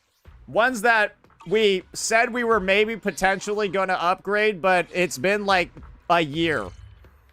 It's been like a fucking year and they're still in my inventory. So clearly I'm not trying to upgrade them anymore. So it's time to bite the bullet over here. Dude, just ah! Dude, I'm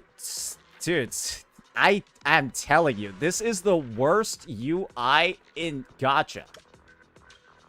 How do you even do this? Like, I don't, like, it's like they tried to make it suck. They tried to make it bad. Music would you like to try today? Fuck. Alright. Let's start dismantling, boys. We really need to start dismantling. It's been a while. Electric. HP. Yeah, that's pretty bad. Oh, like we gotta go, boys. We gotta fucking go. I don't even know why I manually selected these. Am I retarded? The joy Oh. that this Oh, delicious okay, here we go. composition A rank brings and below. is truly remarkable. Dismantle that. Alright. Now let's see here. Surely there's a bunch of garbage I can get rid of. That's bad. Support character might want Anomaly Mastery, so we'll keep that one. Dog shit. Pretty good. This Increases tune days. exudes Do the you need a essence of do you need crit dry rate? Yeah, that's martini. crit rate on that set. That's good. Crit damage is bad. Crit rate is good. Bad. Good. Bad. Oh, why do I have so many amazing pieces on this set? This is what I mean by it's so hard. Bro, what the fuck was I doing on here? These fragrant melodies will keep me company while I wait for your next visit. Oh my god.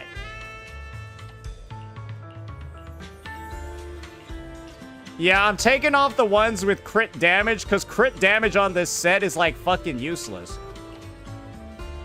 Anomaly proficiency. Get that shit out of here. Oh my lord. What the fuck? This tune exudes the essence. Why did I of a just dry find, like, martini. 5 crit damage main stat? That's, like, 6. That's, like, 7.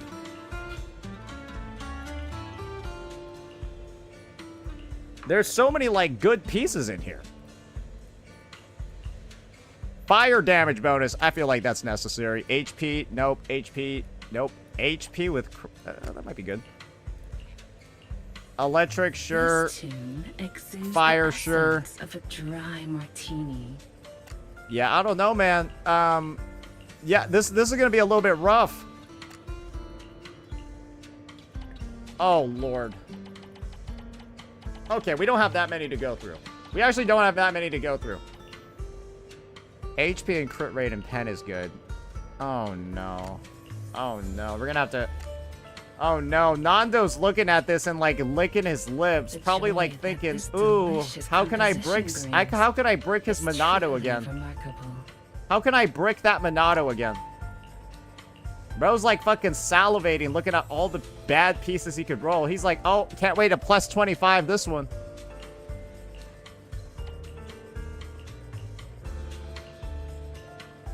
Oh, that was nice. You are so right, Unc. The joy that this All right, this is composition going by a brings lot faster though. All right, this is way easier to find good pieces for. Wait, was that crit rate and crit damage? Oh yeah, okay. HP, no good. Crit damage, nope. Nope, nope, nope.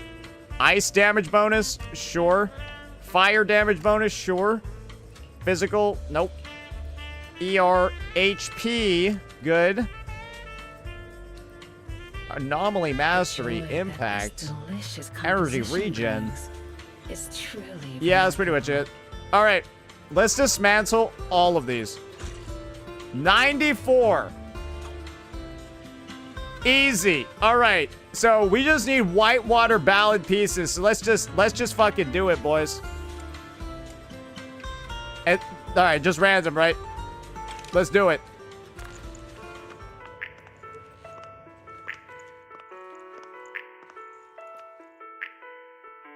I wait for your. This one's flavor goes on and on. Usable. Usable. Oh, very good. Very good. Oh, that's nice as well. Let's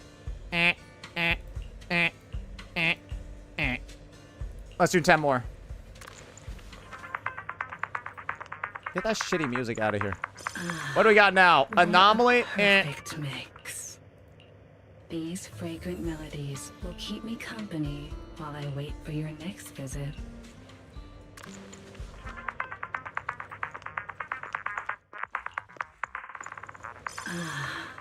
What a perfect mix. Ooh! Double crit. There we go. Oh, lordy. Oh, lordy. We are in some trouble, boys. We are in some trouble. These fragrant melodies will keep me. This one's flavor goes on and on. Ew. Wait, bro, use my... Bro, did you use my resonating core too and you still brick the build? Is the concert starting? I'm wondering. Promise to tell me if Nando, anything's did you wrong, use okay? my resonating core on the wrong set? Did you use the resin...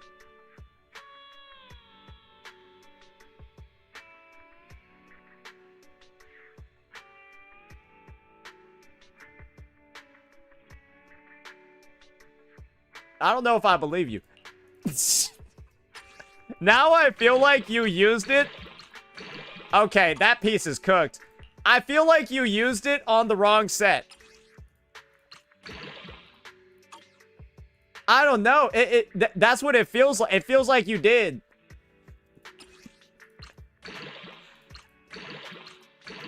Bro, is this like the HP Wonderland? What the fuck is this? Bro, it's the fucking HP Wonderland out here.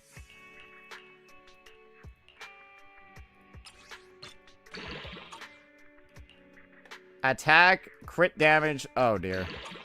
Penetration. That's crit rate. Oh, lordy, bro. This is not looking very good. Yeah, Zenless is looking like a must-quit game, boys. It's looking like a must-quit game at this point. Yeah, that's a little bit rough. Okay, is there a single echo on here that, like, isn't bricked? Oh, please roll crit rate.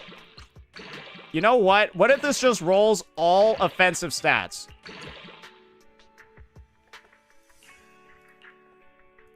Yeah. Yeah, that's pretty good.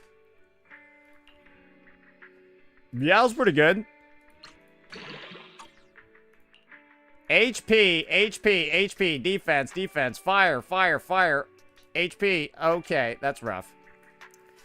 Okay, what did we get over here? What did we get over here on the Whitewater Ballade, right? If there's a good 8 attack one, that's not gonna end well. Yi Shungite needs 50% anyways. Bro, okay, that's just rough. That one's just rough.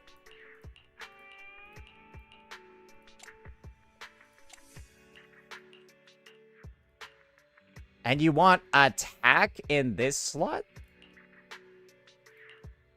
You want attack in this slot?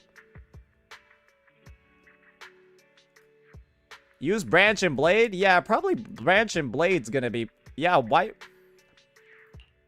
I got a question. Why would I...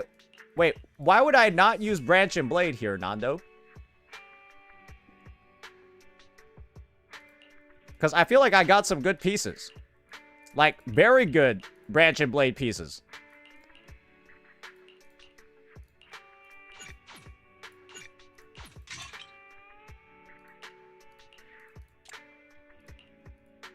Oh, well, I guess I would need a build on everybody for the new endgame.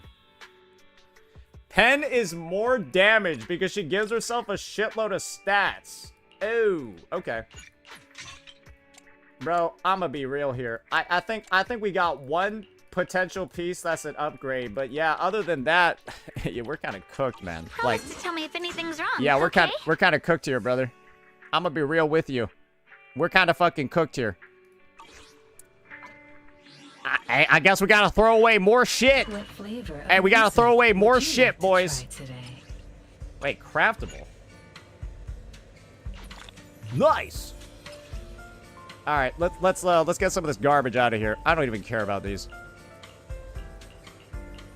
If I don't see crit on it, it's useless to me. Yeah, that's HP. That's HP too. I don't even think there's a single rollable piece in any of these anyways. All right, branch and blade time. Let's see what we got over here. That's all pretty bad. Astral voice. I've got too many astral voice pieces to care about holding any of these anymore. Shock star, bro. I could probably just... Could I just remove everything in Freedom Blues? This shit is just mad power crept, right? Like, it's just not even worth using, right? Like, this thing's just trash, right? Like, I would just never even consider it. Is truly remarkable. Or is this like, or is this something I should even look at? Freedom Blue Sokaku's nice. Other than that, I mean, I'm gonna be real. I have like 400 copies of it, but it's not like I'm ever gonna use this shit. Look, like that could be, bro. Look how many I have. It's been here since 1.0. This tune I'm just getting rid of it. I don't essence fucking care of at this a point. dry martini. Like, is the 2-piece bonus anything worth keeping?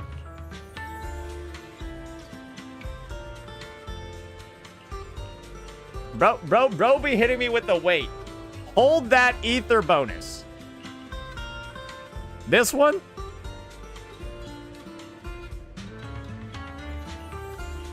Hey, shouldn't I hold this anomaly mastery one too? His composition brings is truly remarkable. Yeah, shouldn't I hold this one too? My anomaly mastery? All right, how about this? Roll it for AP.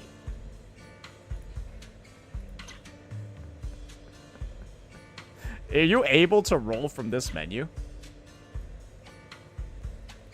Can you roll from this menu? These fragrant melodies will keep me company while I wait for your next visit. Save attack plus AM? Bro, at this point, I don't even fucking care. I'll just regrind the set. Fuck it. I don't give a shit.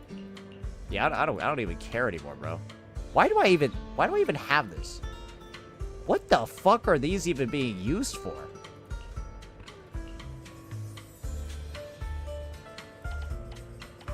All right, Nyx, you fucking handle this shit. I'm gonna delete like half of them, bro. I don't even fucking care. Like what? I'll save what do we got here? Anomaly proficiency, fucking crit rate, crit damage, attack with AP, sure. Okay, let me just look over here. AP with attack, sure. Whatever. What? Pen and whatever. I don't care enough. I'm just gonna leave these. I don't care enough anymore. Dry martini.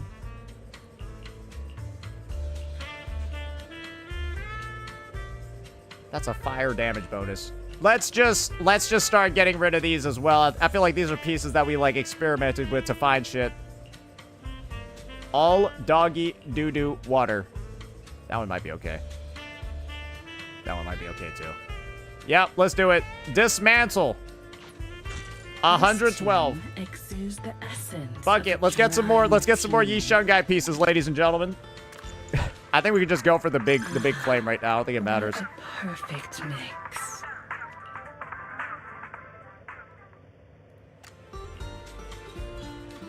HP, defense, HP, and a crit rate, crit damage with attack and pen.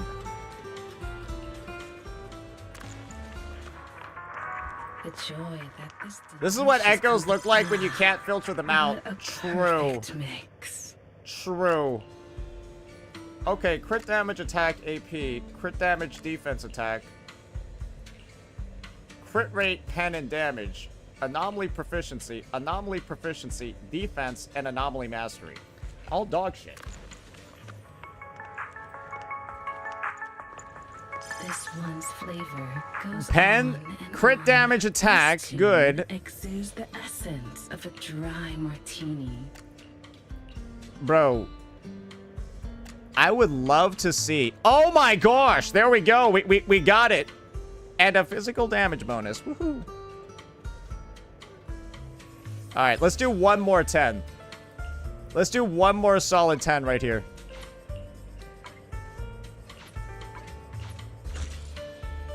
Hey, we got it here, boys. Let's check it out one last time. Tune exudes the essence of a dry.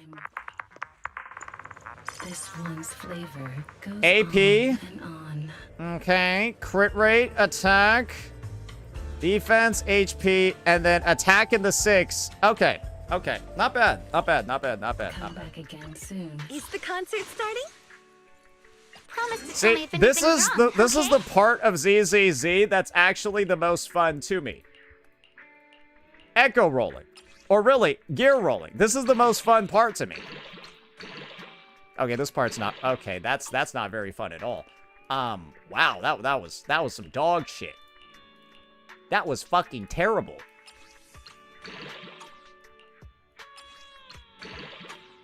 That's not very good either. Okay, I don't really like that. Attack, crit damage? Nope. Crit damage. What about crit rate? All crit damage? All pen and crit damage? No. Okay. This one's looking pretty decent over here. It's got like the crit damage and the +2 crit rate. But this is looking nice as well. If it's all crit damage and all attack, we're looking good. You know what? That's probably better. What else? This is going to be attack +3, crit damage +1. I don't think anyone's going to be too mad at us if we just... Well, that's why I wanted to check. Right? That's why I wanted to check just in case.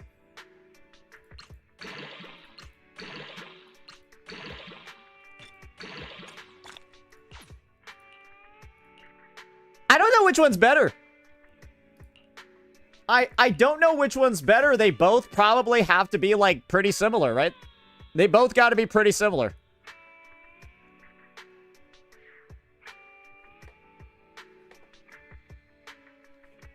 Yeah, I guess I would just keep both. They're kind of just the same fucking... All right, what if I just check this one, too?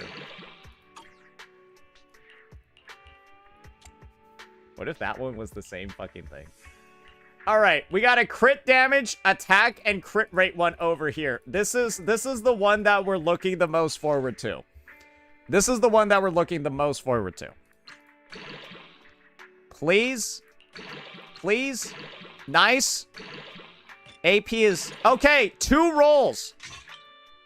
Are we happy with 2 rolls? Probably. I think most people are happy with 2 hits on crit rate on a crit damage 4. I feel like most people are okay with that. Okay, this piece over here is some dookie dog shit, though. Do I have any physical damage? Well, would you look at that? Oh, I've got some kind of good pieces here, matey. That's, okay, that's shit. I mean, what if I just did this? Like, this is just, like, 17 offensive stats. That's just good, right? And then I could just stick on, I don't know, this, and then we're fine.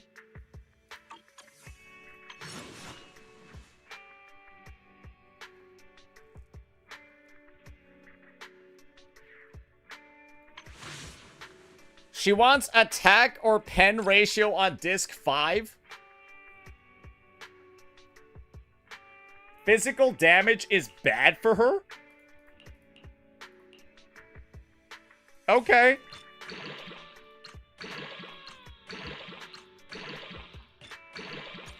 Okay. Is this better?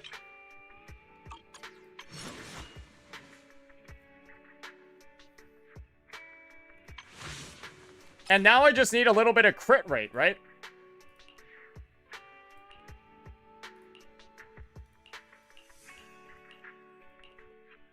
Alright, come on.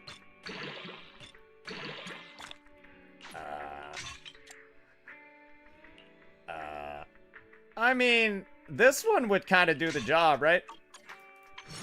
Now we're at 45.8.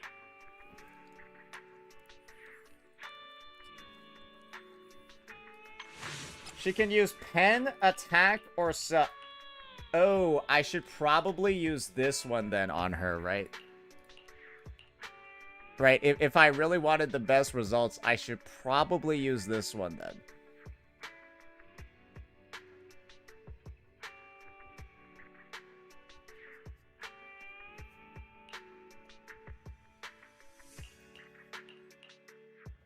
But, think about it this way, guys. What if we went 5 rolls into critical damage?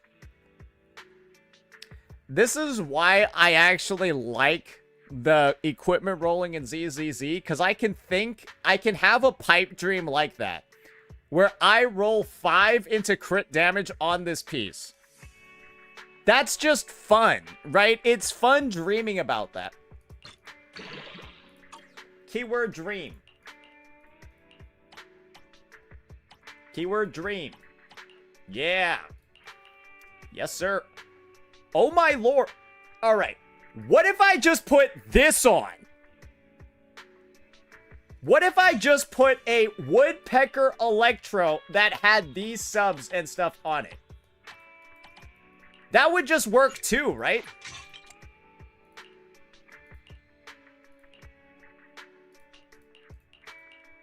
That would just work as well, right?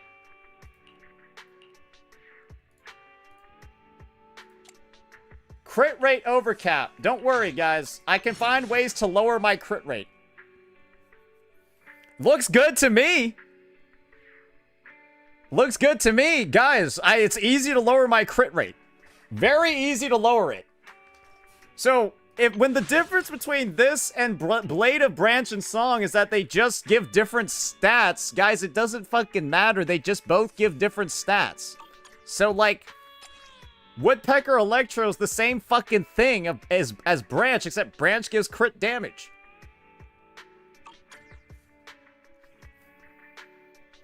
So yeah, I guess unless you're min-maxing, it probably should not matter. But yeah, I'm not at the point where I'm trying to fucking min-max this shit. But yeah, this build should be good. This one should be good, I think. I don't think there's too much fuckery going on anymore. Yeah, it doesn't seem like it's that bad. It does not seem like it's that bad anymore. Let me just do a final check. Do we have anything in this slot over here that can be used? Anything in the 6 slot? I don't know. Maybe this will roll 4 into crit damage. I don't even know why I tried. What about crit damage here? Honestly, though. No. What about crit damage here? No. I don't see that. I don't see a future there. This is dog shit.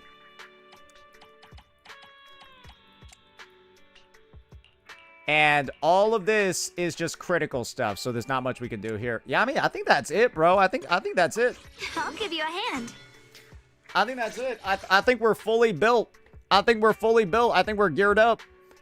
Just, yeah, a lot better than the ether damage build that we had before. A lot better than the ether damage build. So, there you go.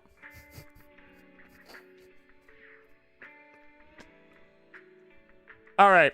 Stream's getting a little bit long, so I'm glad that we got this sorted out. I think we're just gonna give her a spin for tomorrow because we went through a bunch of I'm not gonna lie, I'm like tired right now. Yeah, so we'll probably finish up the Yi Shungite video later, but yeah. Yeah, I'm gonna be honest, bro. It's been a fucking tiring day. Like, 4 hours flew by like that. Guys, we've already been live for 4 fucking hours. And it's New Year's. I'm done, boys. Like, I should be taking the fucking day off. Anyway, like, I'm done, boys. I'm done. All right. All right. I'll see you guys later. We might have a later stream tomorrow because I'm probably going to be hungover tomorrow morning. So, yeah, stream's probably going to be a little bit later because I am hungover. I'm pre-watching the future. And we'll just pick it up back then. I'm not going to raid. I'll just end stream. See you guys later. Peace.